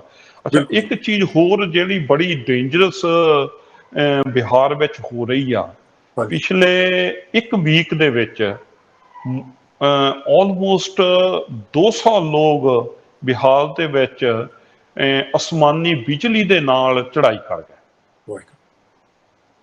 ਜਿਹਦੇ ਵਿੱਚ ਅੱਜ ਵੀ 5 ਕੇਸ ਨੇ, ਅੱਛਾ 5 ਡੈਥ ਹੋਈਆਂ ਨੇ ਬਿਹਾਰ ਦੇ ਵਿੱਚ। ਅੱਛਾ, ਸਾਨੂੰ ਇਹ ਵੀ ਬਹੁਤ ਧਿਆਨ ਰੱਖਣਾ ਪੈਂਦਾ ਕਿ ਬਿਲਕੁਲ ਜਿਸ ਵਕਤ ਲਾਈਟਨਿੰਗ ਹੋਣੀ ਸ਼ੁਰੂ ਹੋ ਜਾਂਦੀ ਆ ਜੀ ਜੀ ਜੀ ਨਾ, ਜਦੋਂ ਕਲਾਊਡਸ ਜ਼ਿਆਦਾ ਆਉਂਦੇ ਆ, ਤੇ ਉਸੇ ਵਕਤ ਅਸੀਂ ਬੰਦੇ ਸਾਰਿਆਂ ਨੂੰ ਉਹਨਾਂ ਨੂੰ ਕਹੀਦਾ ਉੱਪਰੋਂ ਨੀਚੇ ਆ ਜਾਓ ਜੀ ਸਾਰੇ, ਕਿਉਂਕਿ ਇੱਕ ਤਾਂ ਸਟੀਲ ਦਾ ਕੰਮ ਕਰਦੇ ਆ, ਇੱਕ ਹਾਈਟ ਵੀ ਆ। ਤੇ ਬਿਲਕੁਲ ਅੱਛਾ, ਇਹ ਅਸੀਂ ਇਸ ਤਰ੍ਹਾਂ ਦੀ ਸਿਚੁਏਸ਼ਨ ਕਦੀ ਸੁਣੀ ਨਹੀਂ ਇੰਡੀਆ ਵਿੱਚ ਇੰਨੀ ਜ਼ਿਆਦਾ, ਕਿ ਲਾਈਟਨਿੰਗ ਦੇ ਨਾਲ ਇੰਨੀਆਂ ਡੈਥਸ ਹੋ ਜਾਂਦੀਆਂ ਹੋਣ। ਜੀ ਜੀ ਜੀ ਤੁਸੀਂ ਪਿਛਲੇ ਵੀਕ ਦੀ 1 ਵੀਕ ਪਹਿਲਾਂ ਦੀਆਂ ਨਿਊਜ਼ ਜੇ ਦੇਖੋ ਪੁਰਾਣੀਆਂ, ਤੇ ਹਾਂਜੀ ਇੱਕ ਦਿਨ ਦੇ ਵਿੱਚ 113 ਲੋਕ 113 ਪੀਪਲ ਬਿਹਾਰ ਦੇ ਵਿੱਚ ਅਸਮਾਨੀ ਬਿਜਲੀ ਗਿਰਨ ਦੇ ਨਾਲ ਚੜ੍ਹਾਈ ਕਰ ਗਏ। ਸੋ ਇਸ ਤਰ੍ਹਾਂ ਦੇ ਵੀ ਹਾਂਜੀ ਕਈ ਚੀਜ਼ਾਂ ਆਉਂਦੀਆਂ। ਔਰ ਇੱਕ ਚੀਜ਼ ਤੇ ਸਾਨੂੰ ਹਾਸਾ ਵੀ ਆਉਂਦਾ, ਕੱਲ ਕਮ ਸੇ ਕਮ ਨਹੀਂ ਤਾਂ ਕੋਈ 100 ਦੇ ਕਰੀਬ ਮੌਂਕੀਜ਼ ਆ ਗਏ ਸਾਈਟ ਤੇ। ਅੱਛਾ ਜੀ 100 ਦੇ ਕਰੀਬ। ਅੱਛਾ, ਤੇ ਅਸੀਂ ਵੀ ਉੱਥੇ ਸਾਈਟ ਤੇ ਬੈਠੇ ਸੀਗੇ। ਅੱਛਾ, ਉਸ ਬੀਮਾਂ ਦੇ ਵਿੱਚ ਕੋਈ ਇੱਧਰ ਵੜ ਗਿਆ, ਕੋਈ ਉੱਧਰ ਵੜ ਗਿਆ, ਕੋਈ ਉੱਧਰ ਵੜ ਗਿਆ, ਜਿਹੜੇ ਸਟਰੀਟ ਮੌਂਕੀਜ਼ ਹੁੰਦੇ ਆ। ਓਕੇ ਅੱਛਾ, ਉਹਨਾਂ ਨੂੰ ਫਿਰ ਅਸੀਂ 1-2 ਜਣਿਆਂ ਨੂੰ ਪੁੱਛਿਆ ਕਿ ਇਹਨਾਂ ਨੂੰ ਕਿਸ ਤਰ੍ਹਾਂ ਇੱਥੋਂ ਹਾਂਜੀ ਤੋਰੀਏ। ਉਹ ਕਹਿੰਦੇ ਜੀ ਤੁਸੀਂ ਥੋੜੀ ਅੱਗ ਬਾਲੋ। ਅੱਗ ਬਾਲ ਕੇ ਇਹਨਾਂ ਦੇ ਲਾਗੇ ਅਸੀਂ ਉਹ ਡਾਂਗ ਜੇ ਨੂੰ ਅੱਗ ਬੰਨ ਕੇ ਲੀਰਾਂ ਲੂਰਾਂ ਉੱਤੇ ਤੇਲ ਪਾ ਕੇ ਅੱਗ ਲਾਈ। ਉਹ ਥੋੜਾ ਜਿਹਾ ਦੂਰ ਤਾਂ ਹੋ ਗਿਆ ਪਰ ਗਏ ਨਹੀਂ। ਅੱਛਾ, ਅੱਜ ਸ਼ਾਮੀ ਫਿਰ ਈਵਨਿੰਗ ਦੇ ਵਿੱਚ ਜਦੋਂ ਸਨਸੈਟ ਹੋਣ ਲੱਗਾ, ਤੇ ਅੱਜ ਬੰਦੇ ਘੱਟ ਸੀਗੇ ਕਿਉਂਕਿ ਬਾਰਿਸ਼ ਪੈਣ ਲੱਗ ਪਈ, ਤੇ ਥੋੜੇ ਬੰਦੇ ਸੀਗੇ। ਪਹਿਲਾਂ ਸ਼ਾਮ ਨੂੰ ਬਾਹਰ ਛੱਡ ਗਏ ਤਾਂ ਫਿਰ ਉੱਪਰ ਲੱਗ ਗਏ, ਤੇ ਅੱਜ ਉਹ ਬੰਦਿਆਂ ਨੂੰ ਪੈ ਗਏ। ਅੱਛਾ ਸੋ ਕਹਿਣ ਤੋਂ ਭਾਵ ਕਿ ਇਸ ਤਰ੍ਹਾਂ ਦੀਆਂ ਵੀ ਸਿਚੁਏਸ਼ਨ ਜੀ ਜੀ ਹੁੰਦੀਆਂ ਕਿ 100 ਬਾਂਦਰ ਇਕੱਠਾ। ਅੱਛਾ, ਤੁਸੀਂ ਉਹਨਾਂ ਨੂੰ ਕੀ ਕਰ ਸਕਦੇ ਤੁਸੀਂ ਉਹਨਾਂ ਦੇ ਅੱਗੇ? ਹਾਂਜੀ ਹਾਂਜੀ ਹਾਂਜੀ ਹਾਂ, ਸੋ ਰੋਜ਼ ਐਵਰੀ ਡੇ ਸਾਨੂੰ ਕੋਈ ਨਾ ਕੋਈ ਚੀਜ਼ ਨਵੀਂ ਨਵੀਂ ਚੱਲ ਜੀ ਚੈਲੰਜ ਸਾਡੇ ਸਾਹਮਣੇ ਆ ਜਾਂਦਾ ਜੀ ਨਾ। ਤੇ ਹੁਣ ਅਸੀਂ ਅੱਜ ਪਤਾ ਕੀਤਾ 3-4 ਜਾਣਿਆਂ ਨੂੰ, ਅਸੀਂ ਕਿਹਾ ਨਹੀਂ ਤਾਂ ਫੋਰੈਸਟ ਡਿਪਾਰਟਮੈਂਟ ਵਾਲਿਆਂ ਨੂੰ ਬੁਲਾਈਏ ਕਿ ਬਈ ਤੁਸੀਂ ਬਿਲਕੁਲ ਦੱਸੋ ਇਹਦਾ ਕੀ ਹੋ ਸਕਦਾ। ਇਹਨਾਂ ਦਿਨਾਂ 'ਚ ਕੋਈ ਆ ਕੇ ਵੀ ਨਹੀਂ ਰਾਜੀ, ਬਿਲਕੁਲ ਕਿ ਬਈ ਜਿੱਦਾਂ ਬਿਲਕੁਲ ਦੀ ਸਿਚੁਏਸ਼ਨ ਆ। ਬਿਲਕੁਲ ਫਿਰ ਹੁਣ ਕਹਿੰਦੇ ਜੀ ਜਿਹੜੇ ਉਹ ਪਟਾਕੇ ਹੁੰਦੇ ਆ ਉਹ ਚਲਾਓ, ਉਹਦੀ ਆਵਾਜ਼ ਦੇ ਨਾਲ ਇਹੋ ਭਾਜੀ ਚਲੇ ਜਾਣਗੇ। 1-2 ਦਿਨ ਤੁਸੀਂ ਚਲਾਓਗੇ ਤਾਂ 1-2 ਦਿਨ ਤੋਂ ਬਾਅਦ ਪਟਾਕਿਆਂ ਦੀ ਆਵਾਜ਼ ਸੁਣ ਕੇ ਫਿਰ ਨਹੀਂ ਆਉਣਗੇ। ਓਕੇ ਹੁਣ ਕੱਲ ਤੋਂ ਇਹ ਕਰਕੇ ਦੇਖਾਂਗੇ। ਜੀ ਸੋ ਨਵੀਂ ਚੈਲੰਜ ਐਵਰੀ ਡੇ ਸਾਨੂੰ ਬਿਲਕੁਲ ਫੇਸ ਕਰਨਾ ਪੈ ਰਿਹਾ। ਜੀ ਸੋ ਪਰ ਜੀ ਭਾਜੀ ਇੱਕ ਗੱਲ ਇਸ ਤਰ੍ਹਾਂ ਕਰਕੇ ਇਹ ਹਾਂਜੀ ਬਿਲਕੁਲ, ਜੀ ਆਪ ਜਿਸ ਤਰ੍ਹਾਂ ਕਹਿ ਰਹੇ ਸੀ ਕਿ ਚੈਲੰਜਸ ਤਾਂ ਬਹੁਤ ਆਏ ਨੇ, ਪਰ ਦੇਖੋ ਗੁਰੂ ਮਹਾਰਾਜ ਨੇ ਕਿਰਪਾ ਵੀ ਕਿੰਨੀ ਕੀਤੀ। ਆਪਾਂ ਜਦੋਂ ਸੇਵਾ ਆਰੰਭ ਹੋਣ ਤੋਂ ਪਹਿਲੇ ਫੇਸ ਤੋਂ ਲੈ ਕੇ ਹੁਣ ਤੱਕ ਕਿੰਨਾ ਈਜ਼ੀ ਵੀ ਮਾਲਕ ਨੇ ਕਰ ਦਿੱਤਾ ਕਿ ਅੱਗੇ ਇੱਕ ਲੌੜੀ ਨਹੀਂ ਆ ਸਕਦੀ ਸੀ ਹਨਾ ਜੀ ਤਖਤ ਸਾਹਿਬ ਤੇ। ਜੀ ਜੀ ਜੀ ਹੁਣ ਬਿਲਕੁਲ ਦੇਖ ਲਓ ਕਿ ਕਿੰਨੀ ਬਿਲਕੁਲ ਫੈਸਿਲਿਟੀ ਬਿਲਕੁਲ ਮਾਲਕ ਨੇ ਬਿਲਕੁਲ ਕਰ ਦਿੱਤੀ ਹੈ। ਮਾਲਕ ਦੀ ਕਿਰਪਾ ਹੀ ਹੈ ਜੀ। ਬਿਲਕੁਲ, ਮਹਾਰਾਜ ਨੇ ਦੇਖੋ, ਅਸੀਂ ਜਦੋਂ ਆਏ ਸੀ 2011 ਦੇ ਵਿੱਚ, ਜੀ ਜਦੋਂ ਭਾਈ ਮਹਿੰਦਰ ਸਿੰਘ ਜੀ ਮੁਖੀ ਗੁਰੂ ਨਾਨਕ ਨਿਸ਼ਕਾਮ ਸੇਵਕ ਜਥਾ ਜਦੋਂ ਸਾਨੂੰ ਲੈ ਕੇ ਆਏ ਪਹਿਲੀ ਵਾਰ ਕਿ ਆਪਾਂ ਤਖਤ ਪਟਨਾ ਸਾਹਿਬ ਦੀ ਸੇਵਾ ਕਰਨੀ ਆ, ਜੀ ਕਿਉਂਕਿ ਦੂਸਰੇ ਤਖਤ ਸਾਹਿਬਾਨ ਦੀ ਜਥੇ ਨੇ ਸੇਵਾ ਕਰ ਲਈ ਸੀਗੀ, ਤੇ ਬਿਲਕੁਲ ਇੱਕ ਤਖਤ ਸਾਹਿਬ ਰਹਿੰਦੇ ਸੀ, ਤੇ ਬਾਬਾ ਜੀ ਕਹਿੰਦੇ ਉਹਦੀ ਵੀ ਆਪਾਂ ਸੇਵਾ ਕਰੀਏ। ਤੇ ਅਸੀਂ ਜਦੋਂ ਆਏ ਅਸੀਂ ਕਿਹਾ ਕਿ ਇੱਥੇ ਇਹ ਸੇਵਾ ਤਾਂ ਬਹੁਤ ਹੋਣੇ ਵਾਲੀ ਆ, ਤੇ ਇਹ ਹੋਊਗੀ ਕਿਸ ਤਰ੍ਹਾਂ? ਜੀ ਨੰਬਰ 1 ਨੰਬਰ 2 ਤੇ ਇੱਥੇ ਰਹਿਣਾ ਕਿੱਥੇ ਆ? ਕਿ ਇਹ ਏਅਰਪੋਰਟ ਤੋਂ ਆਉਣ ਵਾਸਤੇ 3 ਘੰਟੇ ਲੱਗ ਜਾਂਦੇ ਸੀਗੇ ਤਖਤ ਉਸ ਸਾਹਿਬ ਤੇ ਵਕਤ ਤਖਤ ਸਾਹਿਬ ਤੇ ਆਉਣ ਨੂੰ, ਤੇ ਜੀ ਜਿਹੜਾ ਹੁਣ ਮੈਕਸਿਮਮ 45 ਮਿੰਟ ਲੱਗਦੇ ਨੇ। ਬਿਲਕੁਲ ਤੇ ਉਸ ਟਾਈਮ 3 ਘੰਟੇ, ਕਈ ਵਾਰੀ ਕਿਸੇ ਨੂੰ 4 ਘੰਟੇ ਵੀ ਲੱਗੇ ਆ। ਜੀ ਜੀ ਸਾਨੂੰ ਖੁਦ ਨੂੰ ਇਸ ਤਰ੍ਹਾਂ ਹੋਇਆ, ਕਈ ਵਾਰ ਫਲਾਈਟ ਜਿਹੜੀ ਆ ਉਹ ਤੁਸੀਂ ਮਿਸ ਕਰ ਦਿੰਦੇ ਸੀਗੇ, ਹਾਂਜੀ ਇਦਾਂ ਦੀ ਸਿਚੁਏਸ਼ਨ, ਟ੍ਰੇਨਾਂ ਮਿਸ ਕਰ ਜਾਂਦੇ ਸੀਗੇ। ਜੀ ਜੀ ਜੀ ਤੇ ਮੇਰੇ ਆਰਕੀਟੈਕਟ ਸਾਹਿਬ ਇੱਕ ਵਾਰੀ ਟ੍ਰੇਨ ਮਿਸ ਕਰ ਗਏ, ਜੀ ਹਾਲਾਂਕਿ ਅਸੀਂ ਪੂਰਾ ਟਾਈਮ ਲੈ ਕੇ ਚੱਲੇ ਹੋਏ ਸੀਗੇ। ਜੀ ਜੀ ਸੋ ਇਹ ਇਸ ਤਰ੍ਹਾਂ ਦੀ ਸਿਚੁਏਸ਼ਨ ਸੀਗੀ, ਲੇਕਿਨ ਉਹਦੇ ਵਿੱਚ ਗੁਰੂ ਮਹਾਰਾਜ ਨੇ ਆਪ ਕਲਾ ਵਰਤਾ ਕੇ ਬਿਹਾਰ ਗੌਰਮੈਂਟ ਦੇ ਸਾਨੂੰ ਬੁੱਧੀ ਪਾਈ, ਜਿਹਦੇ ਨਾਲ ਇੱਥੋਂ ਦੇ ਮੁੱਖ ਮੰਤਰੀ ਸਾਹਿਬ ਆਪ ਇੰਟਰਸਟਡ ਹੋ ਗਏ। ਉਹਨਾਂ ਨੇ ਆਪਣਾ ਸਾਰਾ ਪ੍ਰਸ਼ਾਸਨ ਜਿਹੜਾ ਸੀਗਾ, ਐਡਮਿਨਿਸਟ੍ਰੇਸ਼ਨ, ਉਹਨੂੰ ਇਸ ਪਾਸੇ ਲਗਾ ਦਿੱਤਾ, ਤੇ ਕਹਿ ਲਓ ਕਿ ਅੱਜ ਉਹ ਪਟਨਾ ਉਹਦਾ ਰੂਪ ਹੀ ਕੁਛ ਹੋਰ ਬਿਲਕੁਲ ਹੋ ਗਿਆ ਬਿਲਕੁਲ ਨਾ। ਤੇ ਤੁਸੀਂ ਲਾ ਲਓ ਕਿ ਜਿੱਥੇ ਜਦੋਂ ਅਸੀਂ ਕੰਮ ਸ਼ੁਰੂ ਕੀਤਾ ਤਾਂ ਪੂਰੀ ਰਾਤ ਲੱਗ ਜਾਂਦੀ ਸੀਗੀ ਇੱਥੋਂ ਮਾਲ ਬਾਹਰ ਕੱਢਣ ਨੂੰ, ਡੈਬਰਿਸ ਜਿਹੜਾ ਹੁੰਦਾ ਸੀ, ਮਲਬਾ ਜਿਹੜਾ ਹੁੰਦਾ ਸੀ, ਉਹ ਕਈ ਵਾਰੀ ਇੱਕ ਗੱਡੀ ਇੱਥੋਂ ਲੱਦ ਕੇ ਭੇਜਣੀ, ਉਹ ਟ੍ਰੈਫਿਕ 'ਚ ਫਸ ਜਾਂਦੀ ਸੀ, ਉਹ ਵਾਪਸ ਹੀ ਨਹੀਂ ਸੀ ਆਉਂਦੀ। ਤੇ ਹੁਣ ਤੁਸੀਂ ਲਾ ਲਓ ਕਿ ਕੋਈ ਗੱਲੇ ਨਹੀਂ ਹੈ, ਭਾਵੇਂ ਤੁਸੀਂ ਦਿਨੇ ਸਮਾਨ ਲੈ ਆਓ ਚਾਹੇ ਤੁਸੀਂ ਰਾਤੀ ਲੈ ਆਓ, ਤੇ ਇੰਨਾ ਈਜ਼ੀ ਹੋ ਗਿਆ। ਹੁਣ ਜਿਸ ਤਰ੍ਹਾਂ ਆਪਾਂ ਇਹਦੀ ਸਲੈਬ ਕਾਸਟ ਜਿਹੜੀ ਕਰਨੀ ਹੈ ਸਾਰੀ, ਇਹੋ ਮੇਜਰ ਸਾਡਾ ਜਿਹੜਾ ਏਰੀਆ ਹੈ, ਤੇ ਇਹ ਕੋਈ 250 ਕਿਊਬਿਕ ਮੀਟਰ ਕੰਕਰੀਟ ਹੈ। ਅੱਛਾ ਜੀ। ਤੇ ਜਿਸ ਤਰ੍ਹਾਂ ਆਪਾਂ ਜੇ ਮੋਟੇ ਜਿਹਾ ਅੰਦਾਜ਼ੇ ਨਾਲ ਲਗਾਓ ਕਿ ਬਈ ਜਿਹੜਾ ਰੈਡੀ ਮਿਕਸ ਕੰਕਰੀਟ ਮਿਕਸਰ ਹੁੰਦੇ ਨਾ ਜਿਹੜੇ ਟਰੱਕ ਵਾਲੇ ਹੁੰਦੇ ਨੇ, ਉਹਦੇ ਵਿੱਚ 6 ਕਿਊਬਿਕ ਮੀਟਰ ਕੰਕਰੀਟ ਆਉਂਦੀ ਆ। ਤੇ ਇਹਦੇ ਚ 250 ਕਿਊਬਿਕ ਮੀਟਰ ਕੰਕਰੀਟ ਸਾਡੀ ਹੋਣੀ ਆ। ਤੇ ਅਸੀਂ ਉਹਦੇ ਵਾਸਤੇ ਇੱਕ ਤਾਂ ਸਾਡੇ ਕੋਲ ਹੈ ਹੀ ਆ ਮਸ਼ੀਨ ਹੈ, ਪੰਪ ਹੈ, ਜਿਹੜੀ ਬੈਚਿੰਗ ਪਲਾਂਟ ਸਾਡਾ ਲੱਗਿਆ ਹੋਇਆ ਹੈ। ਤੇ ਉਸ ਤੋਂ ਇਲਾਵਾ 3 ਅਸੀਂ ਮੈਨੂਅਲ ਮਿਕਸਰਸ ਵੀ ਉਸ ਦਿਨ ਯੂਜ਼ ਕਰਾਂਗੇ। ਤੇ ਗੁਰੂ ਮਹਾਰਾਜ ਕਿਰਪਾ ਕਰਨ ਕਿ ਅਸੀਂ ਉਹਨੂੰ, ਸਾਡਾ ਟਾਰਗੇਟ ਆ ਕਿ ਉਸ ਦਿਨ ਅਸੀਂ ਅਰਲੀ ਮਾਰਨਿੰਗ ਸ਼ੁਰੂ ਕਰੀਏ ਤੇ ਮਿਡਨਾਈਟ ਤੱਕ ਜੇ ਮਹਾਰਾਜ ਕਿਰਪਾ ਕਰਨਗੇ ਤਾਂ ਸਾਡਾ ਇਹੋ ਕਾਰਜ ਸੰਪੂਰਨ ਹੋ ਜਾਏਗਾ। ਤੇ ਉਹਦੇ ਲਈ ਅਸੀਂ ਸਾਰਾ ਆਪਣਾ ਪ੍ਰੈਪਰੇਸ਼ਨ ਜਿਹੜੀ ਉਹ ਕਰ ਲਈ ਹੋਈ ਆ। ਸਾਰਾ ਇਕੁਇਪਮੈਂਟ ਜਿਹੜਾ ਉਹ ਸੈੱਟ ਕਰ ਲਿਆ ਹੈ। ਤੇ ਉਸ ਦੇ ਨਾਲ ਹੀ ਅਸੀਂ ਜਿੰਨਾ ਐਗਰੀਗੇਟ ਲੱਗਣਾ ਹੈ ਤੇ ਪੂਰੇ ਦਾ ਪੂਰਾ ਆਪ ਜੀ ਸ਼ਾਇਦ ਫੁਟਿੰਗ ਦੇ ਵਿੱਚ ਦੇਖ ਪਾਓਗੇ ਕਿ ਅਸੀਂ ਪੂਰੇ ਢੇਰ ਲਗਾਏ ਹੋਏ ਨੇ ਐਗਰੀਗੇਟ ਦੇ ਵੀ, ਸੈਂਡ ਦੇ ਵੀ। ਤੇ ਉਸ ਤੋਂ ਬਾਅਦ ਜਿਹੜਾ ਸੀਮੈਂਟ ਆ ਉਹ ਅਸੀਂ 1-2 ਦਿਨ ਪਹਿਲਾਂ ਹੀ ਮੰਗਵਾਵਾਂਗੇ। ਹਾਂਜੀ, ਬਾਰਿਸ਼ ਦਾ ਮੌਸਮ ਹੈ, ਸੋ ਉਹ ਸਾਡੀ ਸਾਰੀ ਅਸੀਂ ਆਪਣੀ ਤਿਆਰੀ ਕਰ ਲਈ ਹੈ। ਤੇ ਜਿਸ ਦਿਨ ਸਾਡੀ ਇਹੋ ਸਲੈਬ ਕਾਸਟ ਅਸੀਂ ਕਰ ਲਵਾਂਗੇ, ਇਹਦੇ ਵਿੱਚ ਤਕਰੀਬਨ ਸਾਡਾ ਕੋਈ ਮੋਰ ਦੈਨ 100 ਸੇਵਾਦਾਰ ਜਿਹੜੇ ਆ ਉਹ ਲੱਗਣਗੇ। ਦੇਖੋ ਭਾਈ ਖੁਸ਼ਦੇਵ ਸਿੰਘ ਜੀ, ਆਪ ਜੀ ਦੇਖਦੇ ਆ ਕਿ ਪੰਜਾਬ ਗੱਲ ਕੁਛ ਹੋ ਰਿਹਾ। ਬਿਲਕੁਲ ਜੀ। ਪੰਜਾਬ ਤੇ ਪਟਨੇ ਦਾ ਬਹੁਤ ਫਰਕ ਹੈ। ਆਪ ਜੀ ਨੇ ਖੁਦ ਅਟੈਂਡ ਕੀਤਾ ਹੋਇਆ ਹੈ ਕਿ ਜਦੋਂ ਆਪਾਂ ਸਲੈਬਸ ਪਾਉਨੇ ਆ ਸੁਲਤਾਨਪੁਰ ਲੋਧੀ, ਤੇ ਉੱਥੇ ਹਜ਼ਾਰਾਂ ਦੀ ਗਿਣਤੀ ਵਿੱਚ ਸੰਗਤ ਆ ਜਾਂਦੀ ਆ ਸੇਵਾ ਕਰਨ। ਤੇ ਇੱਥੇ ਬਹੁਤ ਸਵਾਇਆ ਜਿਹੀ ਸਿੱਖਾਂ ਦੀ ਪਾਪੂਲੇਸ਼ਨ ਆ। ਤੇ ਸੋ ਉਸ ਤਰ੍ਹਾਂ ਦਾ ਉਹ ਮਾਹੌਲ ਜਿਹੜਾ ਆ ਉਹ ਬਣ ਨਹੀਂ ਸਕਦਾ। ਸੋ ਇਸ ਕਰਕੇ ਸਾਨੂੰ ਇੱਥੇ ਇਕੁਇਪਮੈਂਟ ਦਾ ਹੀ ਸਹਾਰਾ ਹੈ। ਤੇ ਉਹ ਵੀ ਕਿ ਬਈ ਵੈਲ ਇਕੁਇਪਡ ਜਿਹੜਾ ਉਹ ਇਕੁਇਪਮੈਂਟ ਹੋਵੇ, ਤਦੇ ਤੁਸੀਂ ਇੱਦਾਂ ਦਾ ਪ੍ਰੋਜੈਕਟ ਕਰ ਸਕਦੇ ਆ। ਤੋ ਉਹਦੇ ਲਈ ਅਸੀਂ ਆਪਣੀ ਪੂਰੀ ਪ੍ਰੈਪਰੇਸ਼ਨ ਜਿਹੜੀ ਆ ਉਹ ਕਰ ਲਈ ਹੈ। ਤੇ ਅਦਰਵਾਈਜ਼ ਜੇ ਇਹੋ ਹੀ ਹੋਵੇ ਪੰਜਾਬ, ਤੇ ਉੱਥੇ ਪੰਜਾਬ ਦੀਆਂ ਸੰਗਤਾਂ ਨੂੰ ਨਾ, ਜਿਸ ਤਰ੍ਹਾਂ ਬਾਬਾ ਭਲਵਾਨ ਜੀ ਹੁੰਦੇ ਸਨ, ਤੇ ਉਹ ਸੰਗਤਾਂ ਨੂੰ ਬੋਲ ਦਿੰਦੇ ਸਨ ਤਾਂ ਸੰਗਤਾਂ ਹੁਮਾ ਕੇ 5-5 ਹਜ਼ਾਰ ਦੀ ਗਿਣਤੀ 'ਚ ਆ ਜਾਂਦੀਆਂ। ਤੇ ਪਟਨੇ ਦੀ ਤਾਂ ਆਪਣੀ ਆਬਾਦੀ ਸਿੱਖਾਂ ਦੀ 3000 ਆ।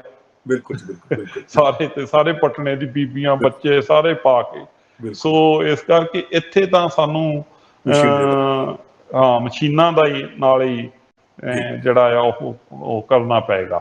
ਅੱਛਾ, ਉਹਦੇ ਵਿੱਚ ਬਹੁਤ ਧਿਆਨ ਰੱਖਣਾ ਪੈਂਦਾ ਕਿ ਕੋਈ ਇੱਕ ਇਕੁਇਪਮੈਂਟ ਖਰਾਬ ਹੋ ਗਿਆ, ਤੁਹਾਡਾ ਸਾਰਾ ਜਿਹੜਾ ਤੁਸੀਂ ਟਾਰਗੇਟ ਸੈੱਟ ਕੀਤਾ ਹੁੰਦਾ ਹੈ ਤੇ ਉਹ ਤੁਸੀਂ ਅਚੀਵ ਨਹੀਂ ਕਰ ਪਾਉਂਦੇ। ਸੋ ਮਹਾਰਾਜ ਕਿਰਪਾ ਕਰਨਗੇ ਤੇ ਮਹਾਰਾਜ ਦੀ ਕਿਰਪਾ ਨਾਲ ਹੀ ਸਾਰੇ ਕਾਰਜ ਹੁੰਦੇ ਨੇ।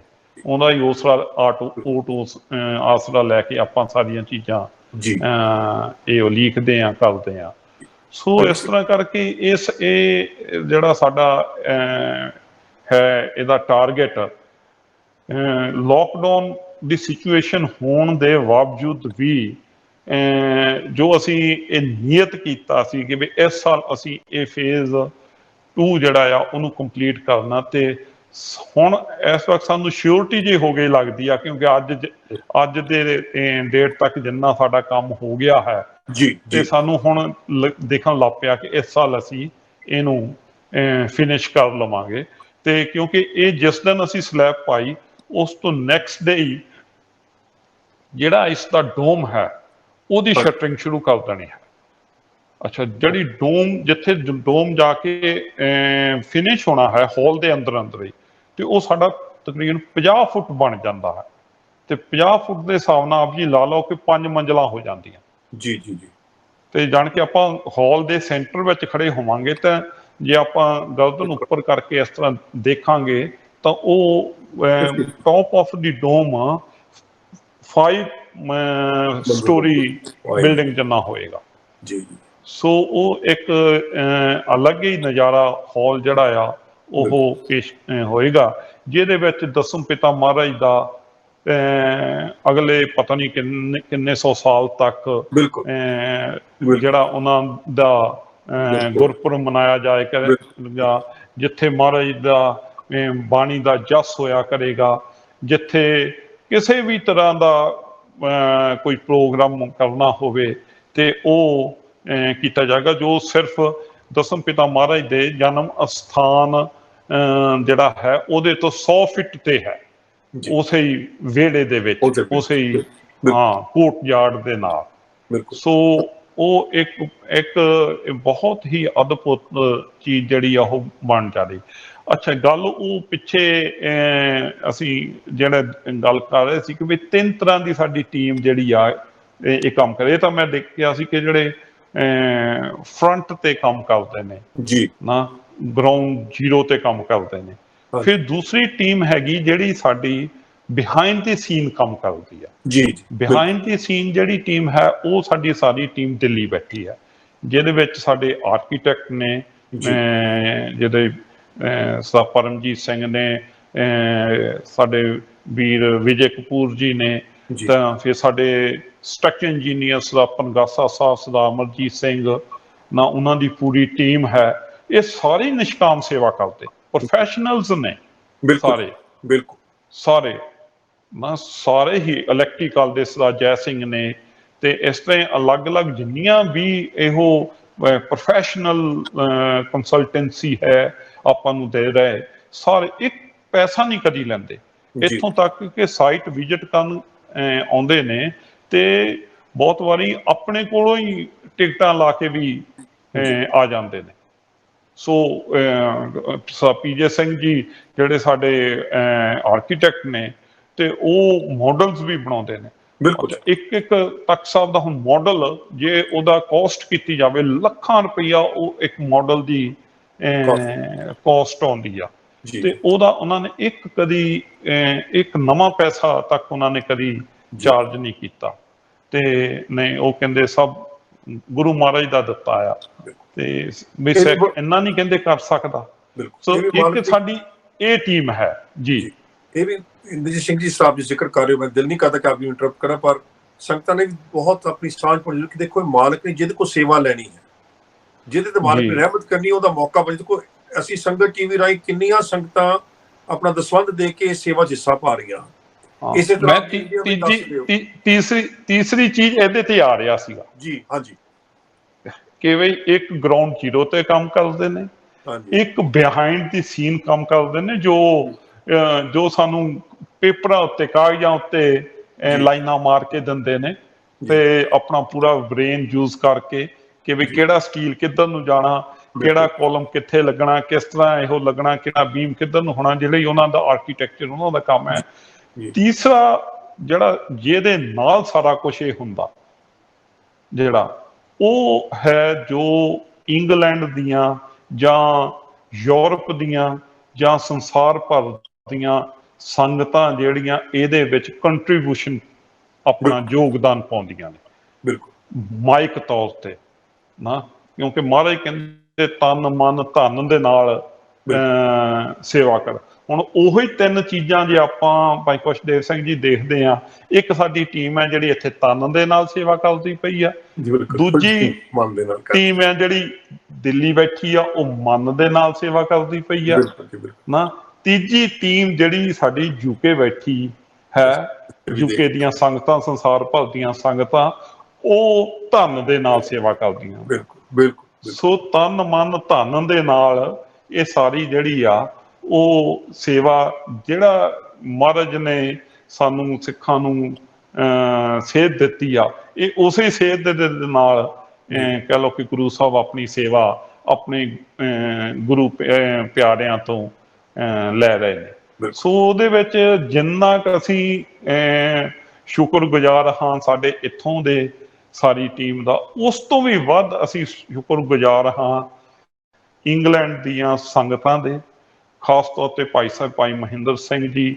ਗੁਰੂ ਨਾਨਕ ਨਿਸ਼ਕਾਮ ਸੇਵਕ ਜਥੇ ਦੇ, ਜਿਨ੍ਹਾਂ ਨੇ ਇਸ ਇਨੀਸ਼ੀਏਟਿਵ ਨੂੰ ਜਿਹੜਾ ਸਕਾਰ ਕਰਨ ਦਾ ਜੁਮਾ ਲਿਆ ਹੋਇਆ ਹੈ ਤੇ ਸੰਗਤਾਂ ਨੂੰ ਪ੍ਰੇਰ ਕੇ ਸਾਡੇ ਤੇ ਕਿਰਪਾ ਕਰਕੇ ਤੇ ਮਹਾਰਾਜ ਇਹੋ ਕਾਰਜ ਜਿਹੜੇ ਕਰਵਾ ਰਹੇ ਨੇ। ਤੇ ਉਹਦੇ ਪਿੱਛੇ ਭਾਈ ਸਾਹਿਬ ਜੀ ਦੀ ਵੱਡੀ ਸੋਚ ਨਾ ਤੇ ਗੁਰੂ ਨਾਨਕ ਨਿਸ਼ਕਾਮ ਸੇਵਕ ਜਥੇ ਦਾ ਇਨੀਸ਼ੀਏਟਿਵ ਤੇ ਜਿਹੜਾ ਇੰਗਲੈਂਡ ਦੀਆਂ ਸੰਗਤਾਂ ਦਾ ਸਹਿਯੋਗ ਆ, ਉਹਦੇ ਕਰਕੇ ਇਹ ਸਾਰੀਆਂ ਹੀ ਜਿਹੜੀਆਂ ਸੇਵਾਵਾਂ ਜਿਹੜੀਆਂ ਉਹ ਹੁੰਦੀਆਂ ਪਈਆਂ ਨੇ। ਤੇ ਉਸ ਤੋਂ ਵੀ ਉੱਪਰ ਇੱਕ ਚੌਥੀ ਚੀਜ਼ ਹੈ, ਉਹ ਹੈਗਾ ਧੰਨਵਾਦ ਗੁਰੂ ਮਹਾਰਾਜ ਦਾ।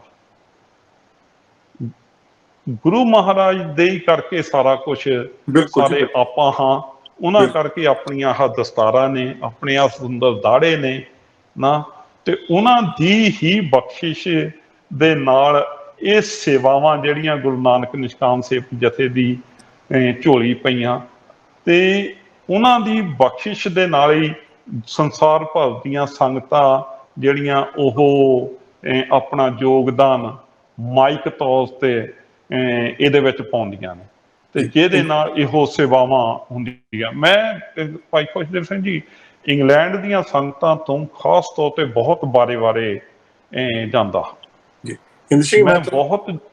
ਮੈਂ ਬਹੁਤ ਜਗ੍ਹਾ ਤੇ ਭਾਈ ਸਾਹਿਬ ਜੀ ਇੱਕ ਗੱਲ ਜ਼ਿਕਰ ਕਰਦਾ ਹੁੰਦਾ। ਮੈਨੂੰ ਕਈ ਵਾਰੀ ਦੂਸਰੇ ਕੰਟਰੀਆਂ ਵਿੱਚ ਜਾਣ ਦਾ ਜਦੋਂ ਵੀ ਮੌਕਾ ਮਿਲਦਾ, ਚਾਹੇ ਮੈਂ ਆਸਟ੍ਰੇਲੀਆ ਗਿਆ ਹੋਵਾਂ, ਕੈਨੇਡਾ ਗਿਆ ਹੋਵਾਂ ਜਾਂ ਹੋਰ ਕੰਟਰੀਆਂ ਵਿੱਚ ਜਾਵਾਂ, ਤੇ ਉੱਥੋਂ ਦੀਆਂ ਸਿੱਖ ਸੰਗਤਾਂ ਵਿੱਚ ਸੇਵਾਵਾਂ ਨੂੰ ਲੈ ਕੇ ਕਈ ਵਾਰੀ ਏਦਾਂ ਗੱਲਾਂ ਹੁੰਦੀਆਂ ਨੇ, ਤੇ ਪੁੱਛਣ ਲੱਗ ਪੈਂਦੇ ਨੇ ਲੋਕ ਕਿ ਵੀ ਤੁਹਾਨੂੰ ਫੰਡਸ ਇੰਨੇ ਕਿੱਥੋਂ ਆਉਂਦੇ ਆ। ਇੱਕ ਆਮ ਸੁਭਾਵਿਕ ਜਿਹਾ ਸਵਾਲ ਹੁੰਦਾ ਸਾਰੀ ਜਗ੍ਹਾ।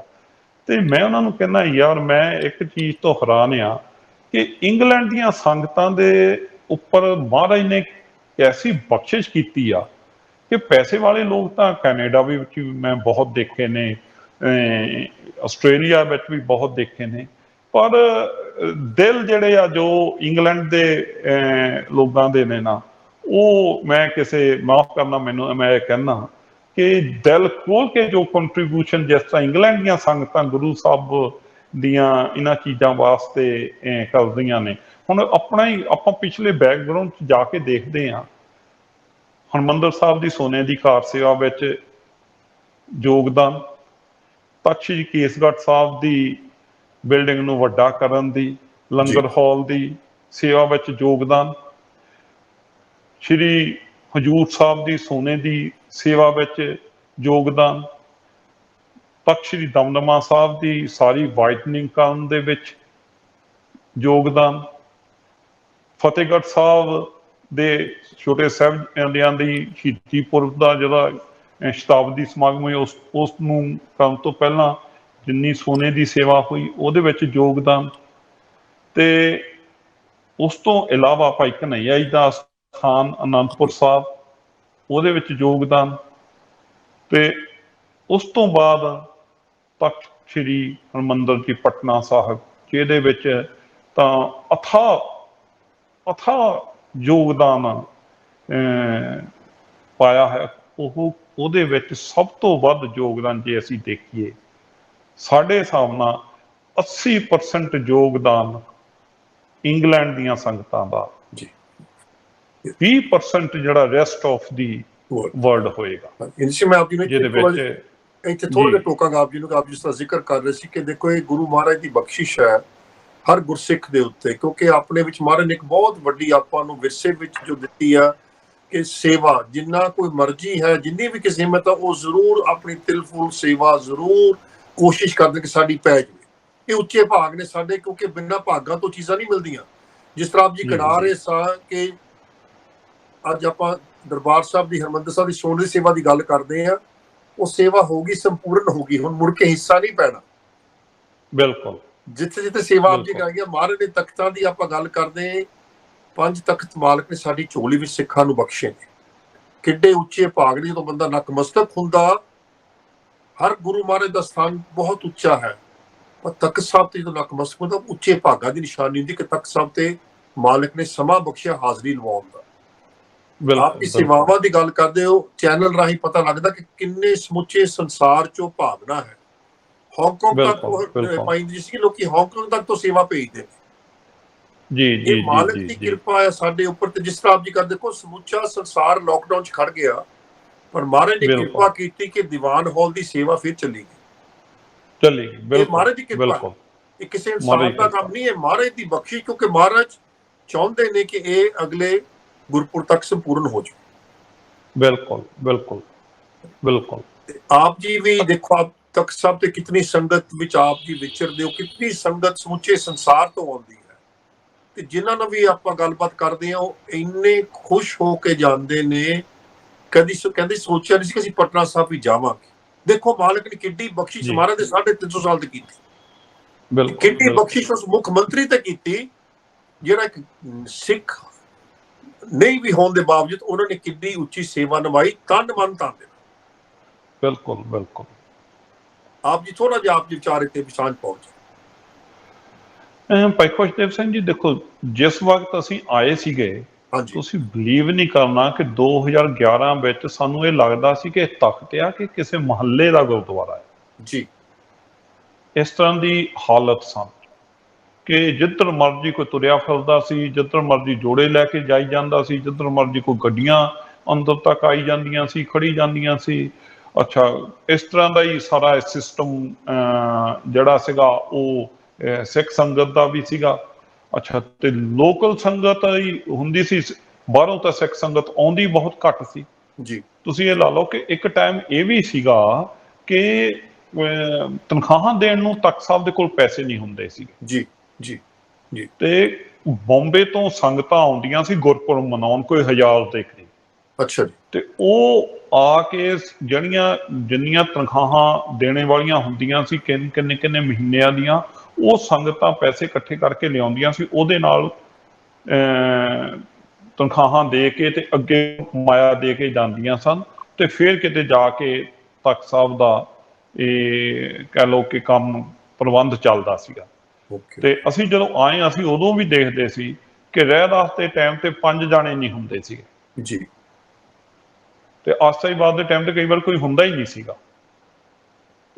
ਜਾਣ ਕਿ ਜਿਸ ਤਰ੍ਹਾਂ ਦੀ ਹੁਣ ਲੋਕਡਾਊਨ ਦੇ ਵਿੱਚ ਸਿਚੁਏਸ਼ਨ ਹੈ, ਤੇ ਇਸ ਤਰ੍ਹਾਂ ਦੀ ਸਿਚੁਏਸ਼ਨ ਇੱਥੇ ਉਦੋਂ ਹੁੰਦੀ ਸੀ ਜਿਸ ਟਾਈਮ ਤੇ 2011-12 ਦੀ ਜੋ ਅਸੀਂ ਗੱਲ ਕਰਦੇ ਹਾਂ। ਜੀ ਜੀ। ਤੇ ਉਸ ਤੋਂ ਬਾਅਦ ਜਦੋਂ ਮਹਾਰਾਜ ਨੇ ਇਹ ਸਾਰੀਆਂ ਸੇਵਾਵਾਂ ਕਰਵਾਈਆਂ, ਸਾਰਾ ਤਖਤ ਸਾਹਿਬ ਨੂੰ ਕਹਿ ਲਓ ਰੀਡਿਵੈਲਪਮੈਂਟ ਹੋਈ, ਉਸ ਤੋਂ ਬਾਅਦ ਫਿਰ ਸਰਕਾਰ ਨੇ ਬਹੁਤ ਵੱਡੀ ਇਨੀਸ਼ੀਏਟਿਵ ਲੈ ਕੇ ਰੀਡਿਵੈਲਪਮੈਂਟ ਕੀਤੀ ਸਰਾਊਂਡਿੰਗ ਏਰੀਆਜ਼ ਦੀ, ਪੂਰੇ ਪਟਨੇ ਦੀ।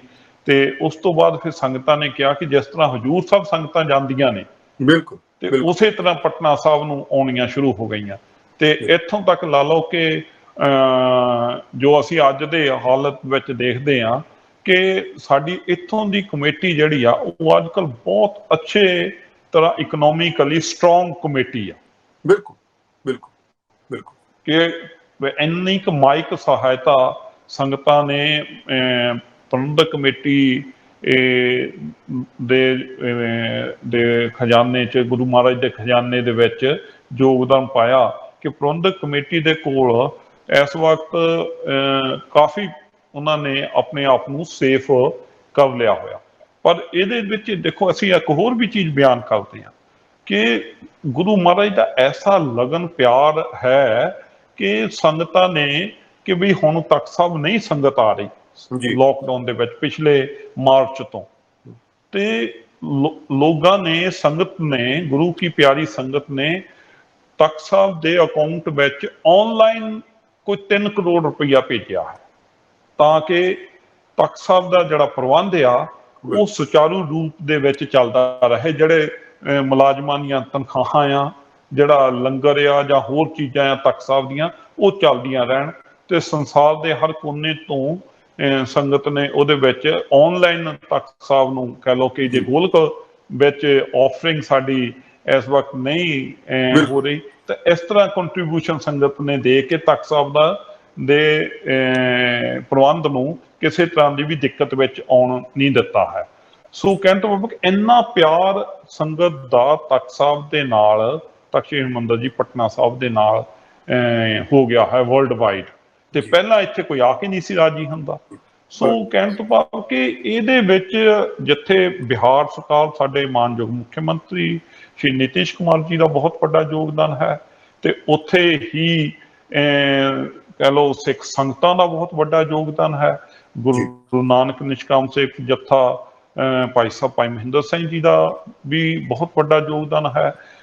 ਬਾਲ ਲੀਲਾ ਵਾਲੇ ਸੰਤ ਬਾਬਾ ਕਸ਼ਮੀਰ ਸਿੰਘ ਜੀ ਭੂਰੀ ਵਾਲਿਆਂ ਦਾ, ਜਿਨ੍ਹਾਂ ਨੇ ਸੰਗਤਾਂ ਵਾਸਤੇ ਫੈਸਿਲਿਟੀ ਬਾਲ ਲੀਲਾ ਗੁਰਦੁਆਰੇ ਪ੍ਰੋਵਾਈਡ ਕੀਤੀ ਆ, ਉਹਨਾਂ ਦਾ ਵੀ ਯੋਗਦਾਨ, ਤੇ ਹੋਰ ਜਿੰਨੀਆਂ ਵੀ ਵੱਡੀਆਂ ਸੰਸਥਾਵਾਂ ਸਿੱਖਾਂ ਦੀਆਂ ਹੈ ਨੇ, ਸੰਤ ਮਹਾਂਪੁਰਸ਼ ਹੈ ਨੇ, ਸਭ ਨੇ ਹੀ 350 ਸਾਲਾ ਫਿਰ 301 ਸ਼ੁਕਰਾਨਾ ਸਮਾਰੋਹ ਆ, ਉਹਦੇ ਵਿੱਚ ਜਿੱਦਾਂ ਕਿ ਕਿਸੇ ਦਾ ਯੋਗਦਾਨ ਮਹਾਂਪੁਰਸ਼ ਅਲੱਗ-ਅਲੱਗ ਸਭਾ ਸੁਸਾਇਟੀਆਂ ਦੇ ਸਕਦੀਆਂ ਸੀਗੀਆਂ, ਸਭ ਨੇ ਉਹ ਯੋਗਦਾਨ ਪਾਇਆ।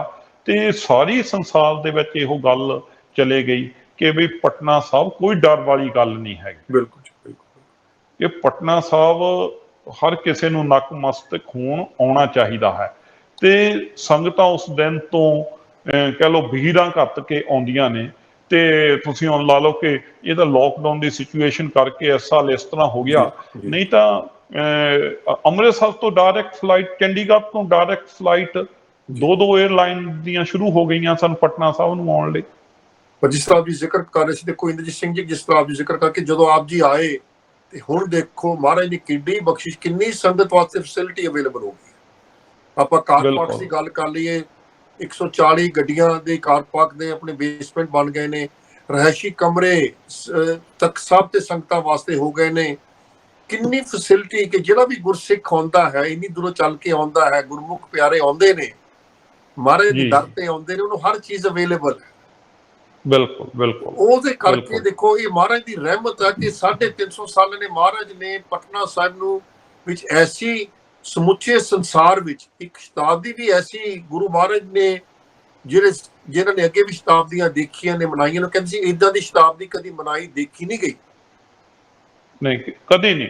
ਦੇਖੋ ਸ਼ਤਾਬਦੀ ਹੁਣ 550 ਸਾਲਾਂ ਵੀ ਮਨਾਈ ਗਈ ਆ ਨਾ, ਸੁਲਤਾਨਪੁਰ ਲੋਧੀ, ਤੁਸੀਂ ਵੀ ਭਾਈ ਖੁਸ਼ਦੇਵ ਸਿੰਘ ਜੀ ਉੱਥੇ ਸੀਗੇ ਜੀ, ਲੇਕਿਨ ਜੋ ਪਟਨਾ ਸੀ ਨਾ ਜੀ, ਜੋ ਪਟਨੇ ਦੇ ਪ੍ਰਬੰਧ ਸੀਗੇ, ਬਿਲਕੁਲ ਜੀ, ਪੰਜਾਬ ਗਵਰਨਮੈਂਟ ਨੇ ਚਾਹੇ ਬਹੁਤ ਕੁਝ ਕਰਨ ਦੀ ਕੋਸ਼ਿਸ਼ ਕੀਤੀ ਨਾ, ਲੇਕਿਨ ਉੱਥੇ ਜਿਹੜੀ ਆਪਸ ਵਿੱਚ ਹੀ ਸਿੱਖਾਂ ਦੀ ਬੇਦਸੀ ਆ ਨਾ, ਉਹ ਉਸ ਚੀਜ਼ ਨੇ ਉਸ ਦਾ ਨਜ਼ਾਰਾ ਪਟਨਾ ਸਾਹਿਬ ਵਾਲਾ ਨਹੀਂ ਹੋਣ ਦਿੱਤਾ ਜੀ, ਕਿ ਬਈ 2 ਅਲੱਗ-ਅਲੱਗ ਸਟੇਜਸ ਸਨ ਨਾ, ਇੱਕ ਸਰਕਾਰੀ ਸਟੇਜ, ਦੂਸਰੀ SGPC and Akali Dal the stage ਨਾ, ਤੇ ਹਰ ਕੋਈ ਸੋਚੇ ਮੈਂ ਕਿੱਧਰ ਜਾਵਾਂ, ਉਧਰ ਸਰਕਾਰ ਵੱਲ ਜਾਵਾਂ, ਜਾਣ ਕੇ ਵੱਡੇ ਲੋਕ ਵੀ ਈਵਨ ਰਾਸ਼ਟਰਪਤੀ ਵਰਗਿਆਂ ਨੂੰ ਵੀ ਸੋਚਣਾ ਪਿਆ, ਤੇ ਉਹ ਦੋਨੋਂ ਸਟੇਜਾਂ ਤੇ ਉਧਰ ਵੀ ਗਏ ਤੇ ਉਧਰ ਵੀ ਗਏ ਨਾ। ਇਹ ਪੋਲੀਟੀਕਲ ਸਾਰਾ ਕੁਝ ਚੀਜ਼ਾਂ ਸੀ, ਤੇ ਉਹ ਚਲੋ ਉਹ ਜਿਹੜੇ ਪੋਲੀਟੀਕਲ ਜਮਾਤ ਹੁੰਦੀ ਉਹਨਾਂ ਦਾ ਆਪਣਾ ਏਜੰਡਾ ਹੁੰਦਾ, ਆਪਣੇ ਏਜੰਡੇ ਦੇ ਨਾਲ ਸਾਰੇ ਦੇਖਦੇ ਨੇ। ਤੇ ਲੇਕਿਨ ਇੱਥੇ ਤੁਸੀਂ ਲਓ ਗੁਰੂ ਮਹਾਰਾਜ ਦੀ ਐਡੀ ਬਖਸ਼ਿਸ਼ ਸੀ, ਇੰਨੀ ਸ਼ੋਭਾ ਦੇ ਨਾਲ, ਇੰਨੀ ਵੱਡੇ ਸਕੇਲ ਤੇ ਗਾਂਧੀ ਮੈਦਾਨ ਦੇ ਵਿੱਚ ਇੱਕੋ ਹੀ ਸਟੇਜ ਬਣਾਈ ਗਈ ਸੀ, ਤੇ ਉਸੇ ਹੀ ਸਟੇਜ ਦੇ ਵਿੱਚ ਕਹਿ ਲਓ ਕਿ ਉੱਥੇ ਪ੍ਰਾਈਮ ਮਿਨਿਸਟਰ ਬੈਠਾ ਸੀ, ਉੱਥੇ ਹੀ ਕਾਂਗਰਸ ਬੈਠੀ ਸੀ, ਉੱਥੇ ਅਕਾਲੀ ਦਲ ਬੈਠਾ ਸੀ, ਉੱਥੇ ਬਾਕੀ ਪਾਰਟੀਆਂ ਬੈਠੀਆਂ ਸੀਗੀਆਂ ਨਾ, ਤੇ ਕੋਈ ਕਿਸੇ ਨੂੰ ਇਹ ਨਹੀਂ ਸੀਗਾ ਕਿ ਬਈ ਇਹ ਫਲਾਨੇ ਦੀ ਸਟੇਜ ਆ, ਇਹ ਫਲਾਨੇ ਦੀ ਸਟੇਜ ਆ। ਨਹੀਂ, ਸਟੇਜ ਕਿਹਦੀ ਸੀ? ਗੁਰੂ ਮਹਾਰਾਜ ਦੀ ਸਟੇਜ। ਬਿਲਕੁਲ ਜੀ, ਬਿਲਕੁਲ ਗੁਰੂ ਮਹਾਰਾਜ ਆਪ ਵਿਚਰੇ ਨੇ ਜੀ, ਦੇਖ ਲਓ ਆਪ ਬਿਲਕੁਲ ਤੇ ਗੁਰੂ ਗ੍ਰੰਥ ਸਾਹਿਬ ਮਹਾਰਾਜ ਦਾ ਪ੍ਰਕਾਸ਼ ਸੀਗਾ ਤੇ ਇੱਕ ਪਾਸੇ ਹਿੰਦੁਸਤਾਨ ਦੀ ਕਹਿ ਲਓ ਕਿ ਪ੍ਰਾਈਮ ਮਿਨਿਸਟਰ ਚੀਫ ਮਿਨਿਸਟਰਸ ਤੋਂ ਗਵਰਨਰਸ ਉਹ ਬੈਠੇ ਸਨ ਤੇ ਦੂਸਰੇ ਪਾਸੇ ਸੰਤ ਮਹਾਂਪੁਰਸ਼ ਬੈਠੇ ਸਨ ਤੇ ਸਾਹਮਣੇ ਗੁਰੂ ਦੀ ਸੰਗਤ ਸਨਮੁਖ ਗੁਰੂ ਬੈਠੇ ਸਨ। ਬਿਲਕੁਲ ਬਿਲਕੁਲ ਬਿਲਕੁਲ। ਤੋ ਸੋ ਕਹਿਣ ਤੋਂ ਭਾਵ ਕਿ ਉਹ ਇੱਕ ਅਲੱਗ ਹੀ ਨਜ਼ਾਰਾ ਸੀਗਾ ਨਾ। ਸੋ ਇਸ ਤਰ੍ਹਾਂ ਕਰਕੇ ਭਾਈ ਖੁਸ਼ਦੇਵ ਸਿੰਘ ਜੀ ਕਿ ਮਹਾਰਾਜ ਆਪਣੀ ਬਖਸ਼ਿਸ਼ ਉਹਨਾਂ ਨੇ ਜਿੱਥੇ ਕਰਨੀ, ਨਾਲੇ ਉਹ ਪੰਜਾਬ ਤੋਂ ਕਿੱਡੀ ਦੂਰ ਜਿੱਥੇ ਸਿੱਖਾਂ ਦੀ ਨਾ ਮਾਤਰ ਪਾਪੂਲੇਸ਼ਨ ਬਿਲਕੁਲ ਨਾ, ਤੇ ਫਿਰ ਵੀ ਕਿਸੇ ਆਨੰਦ ਦੇ ਵਿੱਚ ਹੋਇਆ। ਪਰ ਜੋ ਵੀ ਹੋਇਆ ਕਹਿ ਲਓ 550 ਸਾਲਾਂ ਵੀ ਮਹਾਰਾਜ ਨੇ ਬੜੀ ਕਿਰਪਾ ਕਰਕੇ ਸੋਹਣਾ ਮਨਾ ਲਿਆ। ਜਿਸ ਤਰ੍ਹਾਂ ਵੀ ਮੰਨਿਆ ਉਹ ਉਹਨਾਂ ਨੇ, ਜਿਨ੍ਹਾਂ ਨੇ ਆਪਣੇ ਪੋਲੀਟੀਕਲ ਏਜੰਡਿਆਂ ਲਈ ਕਰਨਾ ਸੀ ਉਹ ਆਪਣਾ ਕਰੀ ਗਏ, ਠੀਕ ਆ। ਜਿਨ੍ਹਾਂ ਨੇ ਗੁਰੂ ਦਾ ਜਸ ਗਾਉਣਾ ਸੀਗਾ, ਗੁਰੂ ਦੀਆਂ ਸੰਗਤਾਂ ਵਾਸਤੇ ਲੰਗਰ ਲਾ ਕੇ ਖੁਸ਼ੀਆਂ ਲੈਣੀਆਂ ਸੀ, ਉਹਨਾਂ ਨੇ ਉਹ ਆਪਣੇ ਕਾਰਜ ਕਰ ਲਏ। ਸੋ ਮਹਾਰਾਜ ਨੇ ਕਿਸੇ ਨੂੰ ਵੀ ਨਾਰਾਜ਼ ਨਹੀਂ ਕੀਤਾ। ਇਹਦੇ 'ਚ ਆਪਾਂ ਵਾਪਸ ਥੋੜਾ ਜਿਹਾ ਹੁਣ ਜਿੱਦਾਂ ਆਪਾਂ ਗੱਲ ਕਰ ਰਹੇ ਸੀ ਦੀਵਾਨ ਹਾਲ ਦੀ ਛੱਤ ਦੀ, ਡੋਮ ਦੀ, ਸੋ ਆਪ ਜੀ ਥੋੜਾ ਸਖਤ ਨਾਲ ਸਾਂਝ ਪਾਓ ਕਿ ਮਹਾਰਾਜ ਦਾ ਗੁਰਪੁਰਬ ਜੋ ਹੈ 16 ਜਨਵਰੀ ਦਾ ਹੈ? ਨਹੀਂ, 13 ਜਨਵਰੀ 2021 ਦਾ ਹੈ ਨਾ ਜੀ? ਹਾਂ 2021।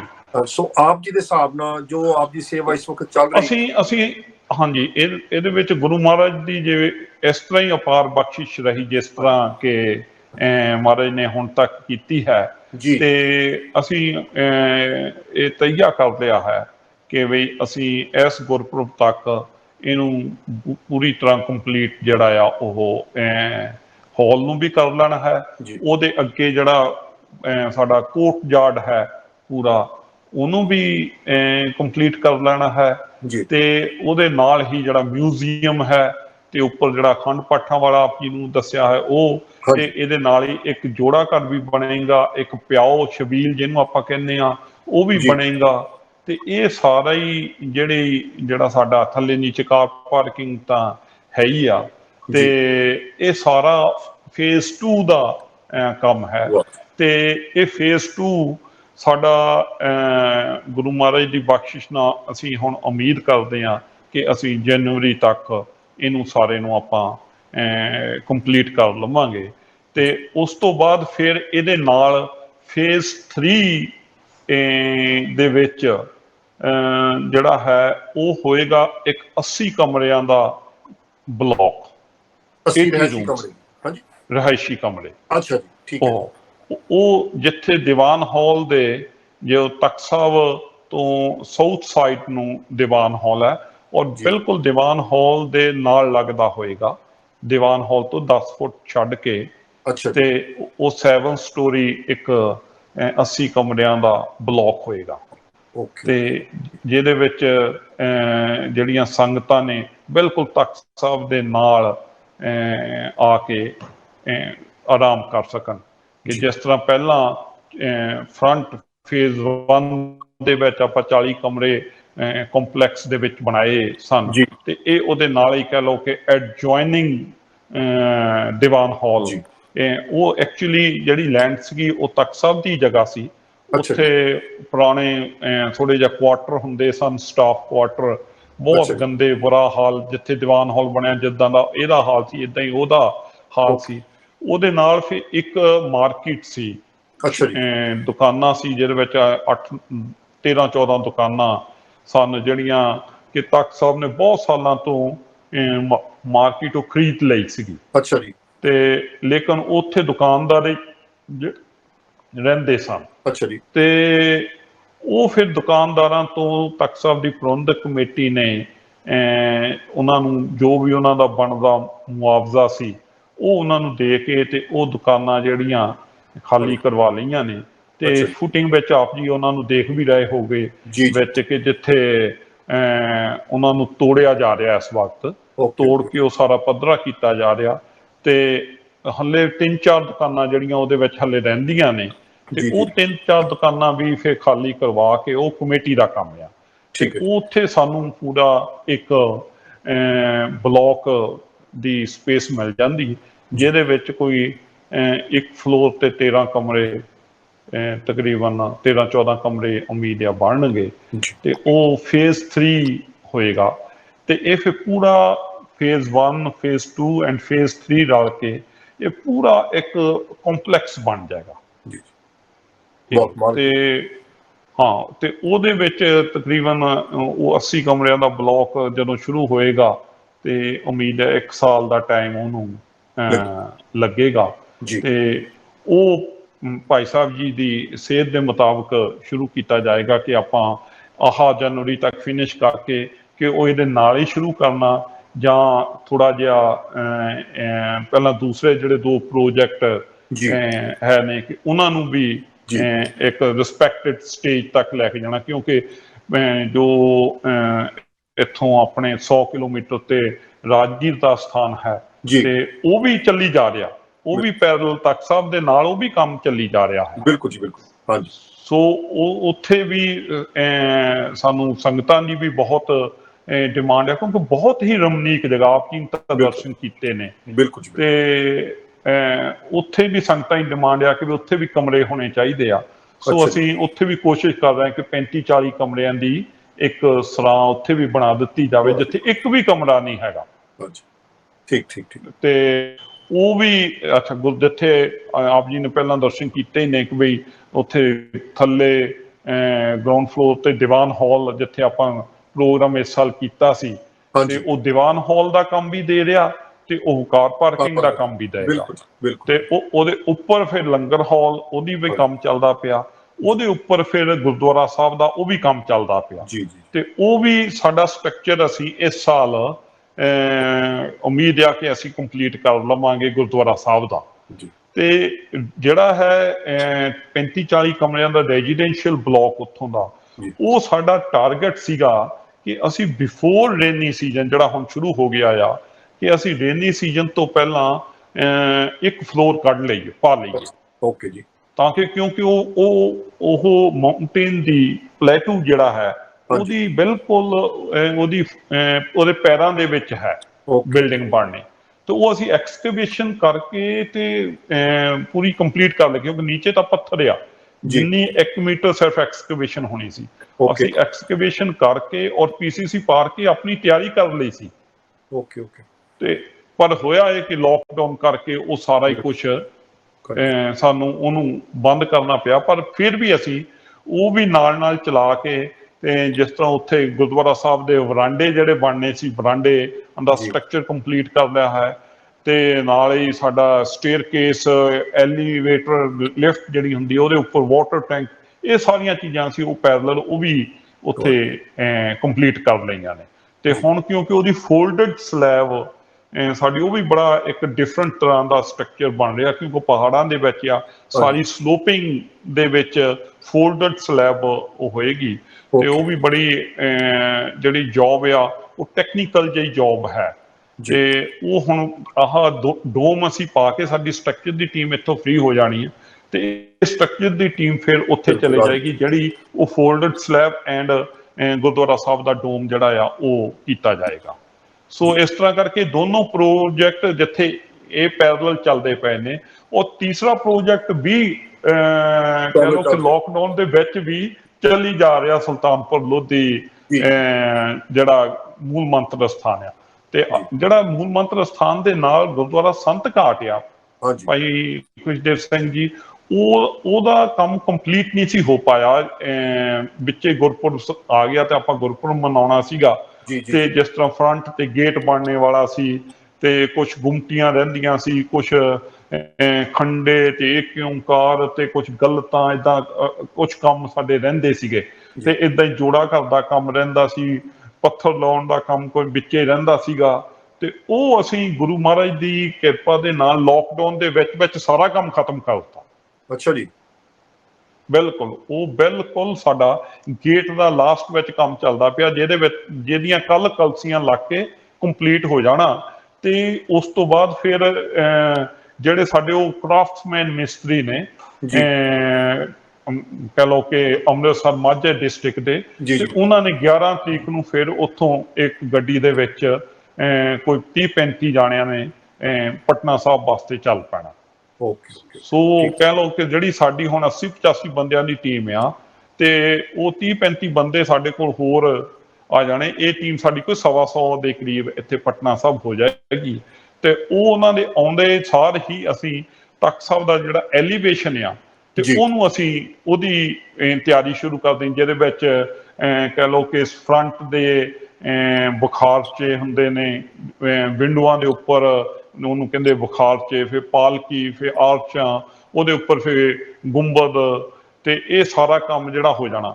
ਤੇ ਤੀਸਰਾ ਜਿਹੜਾ ਚੀਜ਼ ਇਹਦੇ ਵਿੱਚ ਹੈਗੀ ਆ ਉਹਦੇ 'ਚ ਹੈ ਕਿ ਅਸੀਂ ਬਹੁਤ ਚੀਜ਼ ਦਾ ਧਿਆਨ ਰੱਖਦੇ ਹਾਂ ਕਿ ਬਈ ਆਊਟ ਆਫ ਕੰਟੈਕਟ ਜਾ ਕੇ ਚੀਜ਼ ਨਾ ਕੀਤੀ ਜਾਵੇ। ਇਹ ਸਾਨੂੰ ਖਾਸ ਤੌਰ ਤੇ ਭਾਈ ਸਾਹਿਬ ਜੀ ਦੀ ਸੇਧ ਆ ਕਿ ਜੋ ਤਖ਼ਤ ਸਾਹਿਬ ਦਾ ਜਿਸ ਤਰ੍ਹਾਂ ਦਾ ਐਲੀਵੇਸ਼ਨ ਹੈ ਕਿ ਉਸ ਤਰ੍ਹਾਂ ਦੇ ਉਹੋ ਹੀ ਫੀਚਰਸ ਲੈ ਕੇ ਆਪਾਂ ਦੀਵਾਨ ਹਾਲ ਦੇ ਵਿੱਚ ਪਾਉਣੇ ਨੇ ਤਾਂ ਕਿ ਇਹ ਸਿਮੈਟ੍ਰੀਕਲ ਲੱਗੇ ਸਾਰਾ ਕੁਝ। ਬਿਲਕੁਲ ਜੀ, ਬਿਲਕੁਲ।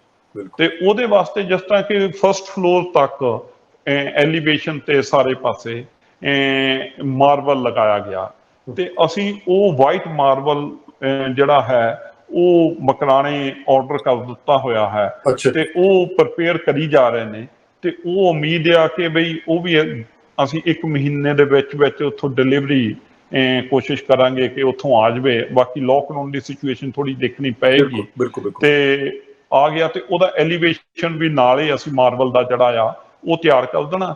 ਇੱਧਰ ਜਿਹੜਾ ਸਾਡਾ ਇਹ ਇੰਟ੍ਰੀਕੇਟ ਕੰਮ ਹੈ, ਜਿਹੜੀਆਂ ਛੋਟੀਆਂ ਗੁੰਮਟੀਆਂ, ਪਾਲਕੀਆਂ, ਬੁਖਾਰਚੇ ਤੇ ਇਹ ਸਾਰੀਆਂ ਚੀਜ਼ਾਂ ਵੀ ਜਿਹੜੀਆਂ ਆ ਉਹ ਚੱਲੀ ਜਾਣਗੀਆਂ।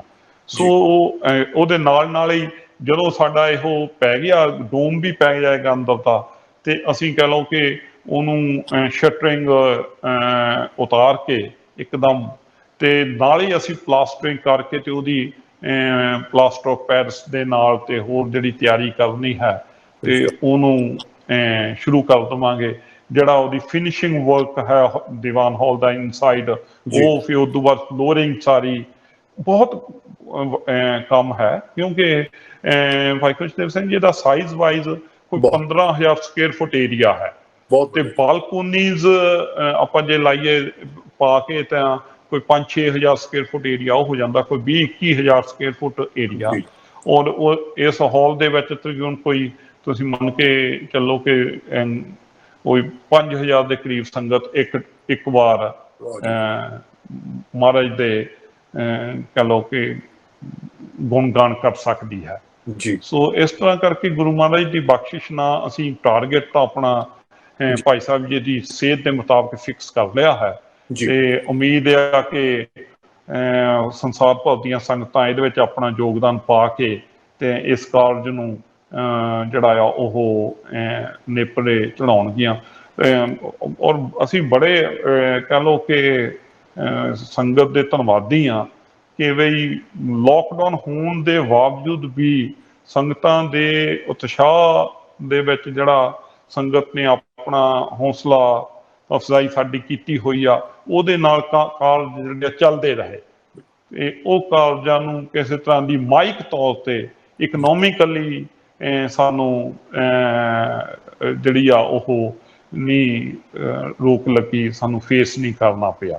ਸੋ ਅਸੀਂ ਇਸ ਲਈ ਖਾਸ ਤੌਰ ਤੇ ਸਾਰੀਆਂ ਸੰਗਤਾਂ ਸੰਗਤ ਟੀਵੀ ਦੇ ਮਾਧਿਅਮ ਦੇ ਨਾਲ ਸਭ ਦੇ ਸੰਸਾਰ ਭਰ ਦੀਆਂ ਸੰਗਤਾਂ ਦੇ, ਇੰਗਲੈਂਡ ਦੀਆਂ, ਹੋਰ ਮੁਲਕਾਂ ਦੀਆਂ ਸੰਗਤਾਂ ਦੇ ਧੰਨਵਾਦੀ ਹਾਂ ਕਿ ਉਹਨਾਂ ਨੇ ਜਦੋਂ ਵੀ ਅਪੀਲ ਕੀਤੀ ਗਈ ਆ ਤੇ ਸੰਗਤ ਟੀਵੀ ਦੇ ਮਾਧਿਅਮ ਤੇ ਜਾਂ ਦੂਸਰੇ ਮਾਧਿਅਮ ਤੋਂ ਤਾਂ ਹਮੇਸ਼ਾ ਸੰਗਤ ਨੇ ਆਪਣਾ ਚੰਗਾ ਯੋਗਦਾਨ ਅੱਛੀ ਤਰ੍ਹਾਂ ਪਾਇਆ, ਜਿਹਦੇ ਵਿੱਚ ਚਾਹੇ ਅਫਰੀਕਾ ਦੀਆਂ ਸੰਗਤਾਂ ਹੋਣ ਤੇ ਚਾਹੇ ਯੂਰਪ ਦੀਆਂ ਹੋਣ, ਚਾਹੇ ਕਿਸੇ ਵੀ ਕੰਟਰੀ ਦੀਆਂ। ਸੋ ਅਸੀਂ ਉਹਦੇ ਵਾਸਤੇ ਵੀ ਖਾਸ ਤੌਰ ਤੇ ਧੰਨਵਾਦੀ ਹਾਂ ਜੀ। ਮੈਂ ਇੱਕ ਵਾਰੀ ਫਿਰ ਸੰਗਤਾਂ ਨੂੰ ਨੰਬਰ ਦਰਾ ਦੇਵਾਂ ਸਟੂਡੀਓ ਦਾ 0121369130 ਆਪ ਜੀ ਫੋਨ ਕਰਕੇ ਅਗਰ ਸੇਵਾ ਪਾਉਣੀ ਚ ਆਪ ਜੀ ਪਾ ਸਕਦੇ ਹੋ। ਪੈਂਦੀ ਸਾਹਿਬ ਜੀ ਗੱਲ ਕਰ ਰਹੇ ਸੀ ਕਿ ਦੇਖੋ ਮਹਾਰਾਜ ਦੀ ਕਿਰਪਾ ਹੈ ਕਿ ਸਮੁੱਚੇ ਸੰਸਾਰ ਨੇ ਇੱਥੇ ਗੁਰੂ ਮਹਾਰਾਜ ਨੇ ਸਾਡੇ ਤੇ ਬਖਸ਼ਿਸ਼ ਕੀਤੀ ਸੀ ਕਿ 20 ਰੁਪਏ ਦਾ ਲੰਗਰ ਮਹਾਰਾਜ ਗੁਰੂ ਧੰਨ ਗੁਰੂ ਨਾਨਕ ਦੇਵ ਪਾਤਸ਼ਾਹ ਨੇ ਸ਼ੁਰੂ ਕੀਤਾ ਸੀ। ਅੱਜ ਸੰਸਾਰ ਭਰ ਦੇ ਵਿੱਚ ਜੋ ਹਾਲਾਤ ਬਣੇ ਨੇ ਉਸ ਵਿੱਚ ਵੀ ਸਿੱਖਾਂ ਦੇ ਮਹਾਰਾਜ ਨੇ ਰਹਿਮਤ ਕੀਤੀ ਕਿ ਆਪਾਂ ਉਹਨਾਂ ਲੋੜਵੰਦਾਂ ਨੂੰ ਪ੍ਰਸ਼ਾਦਾ ਪਾਣੀ ਛਕਾ ਸਕੇ ਹਾਂ ਤੇ ਛਕਾ ਰਹੇ ਸਮੁੱਚੇ ਸੰਸਾਰ ਵਿੱਚ। ਇਹ ਵੀ ਮਾਲਕ ਦੀ ਕਿਰਪਾ। ਬਿਲਕੁਲ ਬਿਲकुल ਸੇਵਾਵਾਂ ਵਿੱਚ ਤੁਸੀਂ ਦੇਖ ਲਓ ਕਿ ਮਾਲਕ ਦੀ ਸਾਡੇ ਤੇ ਇੰਨੀ ਕਿਰਪਾ ਹੈ ਕਿ ਹਰ ਸਿੱਖ ਦੀ ਇਹ ਭਾਵਨਾ ਹੈ, ਅੰਦਰੋਂ ਭਾਵਨਾ ਦਿਲੋਂ, ਕਿ ਮੇਰਾ ਹਿੱਸਾ ਪੈ ਜਾਵੇ। ਹਿੱਸਾ ਕਿੱਥੇ ਪਵੇ? ਜਿੱਥੇ ਉਹ ਸੇਵਾ ਲੱਗਦੀ ਹੈ। ਭਾਈ ਖੁਸ਼ਦੇਵ ਸਿੰਘ ਜੀ, ਆਪ ਜੀ ਨੂੰ ਪਤਾ ਹੀ ਆ ਕਿ ਆਪਾਂ ਪਿਛਲੇ ਸਾਲ ਬਹੁਤ ਵਡਭਾਗੀ ਆ ਆਪਾਂ ਕਿ ਬਈ ਹੁਣ ਤਾਂ ਪਤਾ ਨਹੀਂ ਫੇਰ ਕਦੋਂ ਟਾਈਮ ਮੌਕਾ ਬਣਨਾ ਆ ਕਿ ਆਪਾਂ ਨੂੰ ਮਹਾਰਾਜ ਨੇ ਕਹਿ ਲਓ 550 ਸਾਲਾਂ ਤੇ ਉਹ ਪਾਕਿਸਤਾਨ ਦੇ ਜਿਹੜੇ ਸਾਡੇ ਵਿਛੜੇ ਹੋਏ ਧਾਮ ਆ ਉਹਨਾਂ ਦੇ ਦਰਸ਼ਨ ਬਖਸ਼ੇ। ਤੇ ਇਹਦੇ ਵਿੱਚ ਅਸੀਂ ਇੱਕ ਚੀਜ਼ ਦਾ ਹੋਰ ਵੀ ਜ਼ਿਕਰ ਕਰਨਾ ਚਾਹਾਂਗੇ। ਭਾਈ ਸਾਹਿਬ ਜੀ, ਜਦੋਂ ਗੱਲ ਚੱਲੀ ਆ ਕਹਿ ਲਓ 20 ਰੁਪਏ ਦੇ ਲੰਗਰ ਦੀ, ਸੱਚਾ ਸੌਦੇ ਦੀ, ਨਾ ਆਪਾਂ ਸਾਰੇ ਉੱਥੇ ਦਰਸ਼ਨ ਕੀਤੇ। ਜਦੋਂ ਸੱਚਾ ਸੌਦਾ ਗਏ ਆ, ਬਹੁਤ ਆਨੰਦ ਆਇਆ ਸੀਗਾ, ਜਿਸ ਤਰ੍ਹਾਂ ਦਾ ਸ਼ਾਮ ਨੂੰ ਉੱਥੇ ਬਿਆਨ ਨਹੀਂ ਕਰ ਸਕਦੇ। ਤੇ ਪਰ ਭਾਈ ਖੁਸ਼ਦੇਵ ਸਿੰਘ ਜੀ, ਮੈਂ ਆਊਟ ਆਫ ਕੰਟੈਕਟ ਜਾ ਕੇ ਇੱਥੇ ਇਹ ਵੀ ਕਹਿਣਾ ਚਾਹਾਂਗਾ ਕਿ ਪਿਛਲੇ ਦਿਨੀ ਜਿਹੜੀ ਸੱਚਾ ਸੌਦਾ ਦੇ ਕੋਲ ਘਟਨਾ ਘਟੀ ਆ, ਸਾਡੇ ਕੁਛ ਸਾਡੇ ਭਰਾ ਭੈਣ ਇੱਕ ਹਾਦਸੇ ਦਾ, ਰੇਲ ਹਾਦਸੇ ਦਾ ਸ਼ਿਕਾਰ ਹੋ ਗਏ ਨੇ। ਤੇ ਉਹਦੇ ਲਈ ਅਸੀਂ ਆਪਣੀਆਂ ਦਿਲ ਦੀਆਂ ਗਹਿਰਾਈਆਂ ਤੋਂ ਜਿਹੜਾ ਆ ਉਹਦੇ ਬਹੁਤ ਅਫਸੋਸ ਜ਼ਾਹਰ ਕਰਦੇ ਕਿ ਸੋ ਭਾਈ ਖੁਸ਼ਦੇਵ ਸਿੰਘ ਜੀ, ਜਿਸ ਤਰ੍ਹਾਂ ਕਿ ਵੀ ਉੱਥੋਂ ਦੀਆਂ ਸੰਗਤਾਂ ਦੇ ਵਿੱਚ ਸਾਰੇ ਅਫਸੋਸ ਦੇ ਵਿੱਚ, ਇਸੇ ਤਰ੍ਹਾਂ ਆਪਾਂ ਵੀ ਬਹੁਤ ਮਨਾਂ ਦੇ ਵਿੱਚ ਇੱਕ ਠੇਸ ਲੱਗੀ ਆ ਕਿ ਸਾਡੇ 20-22 ਭੈਣ ਭਾਈ ਚਲੇ ਗਏ ਨੇ। ਸੋ ਸਾਰੇ ਅਸੀਂ ਉਹਨਾਂ ਦੇ ਇਸ ਦੁੱਖ ਦੀ ਘੜੀ ਦੇ ਵਿੱਚ ਪੂਰੇ ਸੰਸਾਰ ਦੇ ਸਿੱਖ ਉਹਨਾਂ ਦੇ ਨਾਲ ਖੜੇ ਆ। ਤੇ ਇਸ ਦੇ ਨਾਲ ਹੀ ਕਹਿ ਲਓ, ਆਪ ਜੀ ਲੰਗਰ ਦੀ ਗੱਲ ਕੀਤੀ ਸੀ, ਤੇ ਸੋ ਇਹਨਾਂ ਦਿਨਾਂ ਦੇ ਵਿੱਚ ਵੀ ਭਾਈ ਖੁਸ਼ਦੇਵ ਸਿੰਘ ਜੀ, ਸਿੱਖਾਂ ਨੇ COVID-19 ਦੇ ਦਿਨਾਂ ਦੇ ਵਿੱਚ ਸੰਸਾਰ ਭਰ ਦੇ ਸਿੱਖਾਂ ਨੇ ਅੱਗੇ ਹੋ ਕੇ ਲੰਗਰਾਂ ਦੀ ਸੇਵਾ ਕਰਕੇ ਜਿੱਥੇ ਜਿੱਥੇ ਵੀ ਲੋਕ ਜ਼ਰੂਰਤਮੰਦ ਸੀਗੇ, ਉਹਨਾਂ ਦੀ ਸੇਵਾ ਜਿਹੜੀ ਆ ਉਹ ਕੀਤੀ ਆ। ਚਾਹੇ ਉਹ ਇੰਡੀਆ ਹੋਵੇ, ਚਾਹੇ ਉਹ ਬਾਹਰਲੇ ਕੰਟਰੀ ਹੋਣ, ਤੇ ਸਾਰੀ ਦੁਨੀਆ ਇਸ ਚੀਜ਼ ਦਾ ਕ੍ਰੈਡਿਟ ਵੀ ਸਿੱਖਾਂ ਨੂੰ ਦੇ ਰਹੀ ਆ। ਨਿਸ਼ਚਿਤ ਜੀ, ਦਿਲ ਤਾਂ ਨਹੀਂ ਕਰਦਾ ਆਪਾਂ ਗੱਲਬਾਤ ਦਾ ਸਿਲਸਿਲਾ ਬੰਦ ਕਰੇ, ਪਰ ਸਮੇਂ ਨੂੰ ਦੇਖਦੇ ਹੋਏ ਆਪਾਂ ਨੂੰ ਅੱਗੇ ਲੈਣੀ ਪੈਣੀ ਹੈ। ਦਿਲ ਦੀਆਂ ਗਹਿਰਾਈਆਂ ਚੋਂ ਆਪ ਜੀ ਦਾ ਬਹੁਤ ਬਹੁਤ ਧੰਨਵਾਦ। ਆਪ ਜੀ ਨੇ ਸਮਾਂ ਕੱਢਿਆ, ਸੰਗਤਾਂ ਦੇ ਨਾਲ ਰੂਬਰੂ ਹੋਏ ਹੋ ਤੇ ਸੇਵਾ ਦੇ ਬਾਰੇ ਆਪ ਜੀ ਨੇ ਅਪਡੇਟ ਦਿੱਤੀ ਹੈ। ਅੰਤ ਵਿੱਚ ਆਪ ਜੀ ਕੀ ਕਹਿਣਾ ਚਾਹੋਗੇ? ਆਪਾਂ ਸਮਾਪਤੀ ਵੱਲ ਜਾਣਾ ਹੈ ਜੀ। ਭਾਈ ਖੁਸ਼ਦੇਵ ਸਿੰਘ ਜੀ, ਅਸੀਂ ਧੰਨਵਾਦੀ ਹਾਂ ਸਭ ਤੋਂ ਪਹਿਲਾਂ ਤਾਂ ਗੁਰੂ ਮਹਾਰਾਜ ਦੇ, ਜਿਨ੍ਹਾਂ ਨੇ ਇਹ ਸੇਵਾ ਆਪਣੇ ਟਾਈਮ ਤੇ ਆਪਾਂ ਜਿੰਨੇ ਵੀ ਸੰਸਾਰ ਵਿੱਚ ਸਿੱਖ ਇਸ ਵਕਤ ਹਾਂ ਤੇ ਉਹਨਾਂ ਦੇ ਝੋਲੀ ਪਾਈ ਆ। ਬਿਲਕੁਲ। ਇਹ ਦੀਵਾਨ ਹਾਲ ਇਹ ਆਉਂਦੇ ਪਤਾ ਨਹੀਂ ਕਿੰਨੇ ਸੌ ਸਾਲ ਤੱਕ ਉੱਥੇ ਤਖਤ ਸਾਹਿਬ ਵਿਖੇ ਸੰਸ਼ੋਭਿਤ ਰਹੇਗਾ, ਜਿੱਥੇ ਸਿੱਖੀ ਦੀ ਗੱਲ, ਗੁਰੂ ਦੀ ਗੱਲ, ਗੁਰੂ ਦੇ ਵਿੱਚ ਪਿਆਰ, ਗੁਰੂ ਪਿਆਰ ਵਿੱਚ ਭਿੱਜੀਆਂ ਹੋਈਆਂ ਸੰਗਤਾਂ ਉਹਦੇ ਵਿੱਚ ਜਾ ਕੇ ਬੈਠਿਆ ਕਰਨਗੀਆਂ, ਗੁਰੂ ਜਸ ਕਰਿਆ ਕਰਨਗੀਆਂ। ਇਹ ਆਪਾਂ ਨੂੰ ਜਿੱਥੇ ਸਾਰਿਆਂ ਨੂੰ ਇੱਕ ਸਮਾਂ ਮਿਲਿਆ ਹੈ, ਇਹਦੇ ਵਿੱਚ ਆਪਣਾ ਹਿੱਸਾ ਪਾਉਣ ਦਾ, ਚਾਹੇ ਤਨ ਕਰਕੇ, ਚਾਹੇ ਮਨ ਕਰਕੇ, ਤੇ ਚਾਹੇ ਧਨ ਕਰਕੇ, ਸਾਨੂੰ ਸਭ ਨੂੰ ਇਹਦੇ ਵਿੱਚ ਹਿੱਸਾ ਪਾਉਣਾ ਚਾਹੀਦਾ ਹੈ। ਸੋ ਅਸੀਂ ਭਾਈ ਸਾਹਿਬ ਜੀ, ਭਾਈ ਮਹਿੰਦਰ ਸਿੰਘ ਜੀ, ਮੁਖੀ ਗੁਰੂ ਨਾਨਕ ਨਿਸ਼ਕਾਮ ਸੇਵਕ ਜਥੇ ਵੱਲੋਂ ਉਹਨਾਂ ਦੇ ਇੱਕ ਇੱਥੇ ਨੁਮਾਇੰਦੇ ਹੋਣ ਦੇ ਸਾਰੀ ਸੰਗਤ ਨੂੰ ਬੇਨਤੀ ਕਰਦੇ ਹਾਂ ਕਿ ਆਪੋ ਆਪਣਾ ਜੋ ਵੀ ਤਿਲ ਫੁੱਲ ਸੰਗਤਾਂ ਇਹਨਾਂ ਕਾਰਜਾਂ ਵਿੱਚ, ਜੋ ਇਸ ਵਕਤ ਕਾਰਜ ਗੁਰੂ ਨਾਨਕ ਨਿਸ਼ਕਾਮ ਸੇਵਕ ਜਥੇ ਵੱਲੋਂ ਇੰਡੀਆ ਵਿੱਚ ਕਰਵਾਏ ਜਾ ਰਹੇ ਹਨ, ਪਟਨਾ ਸਾਹਿਬ, ਰਾਜਗੀਰ ਐਂਡ ਸੁਲਤਾਨਪੁਰ ਲੋਧੀ ਵਿਖੇ, ਉਹਦੇ ਵਿੱਚ ਆਪਣਾ ਹਿੱਸਾ ਪਾ ਕੇ ਗੁਰੂ ਮਹਾਰਾਜ ਦੀਆਂ ਖੁਸ਼ੀਆਂ ਪ੍ਰਾਪਤ ਕਰਨ। ਬਹੁਤ ਬਹੁਤ ਧੰਨਵਾਦ। ਵਾਹਿਗੁਰੂ ਜੀ ਕਾ ਖਾਲਸਾ, ਵਾਹਿਗੁਰੂ ਜੀ ਕੀ ਫਤਿਹ।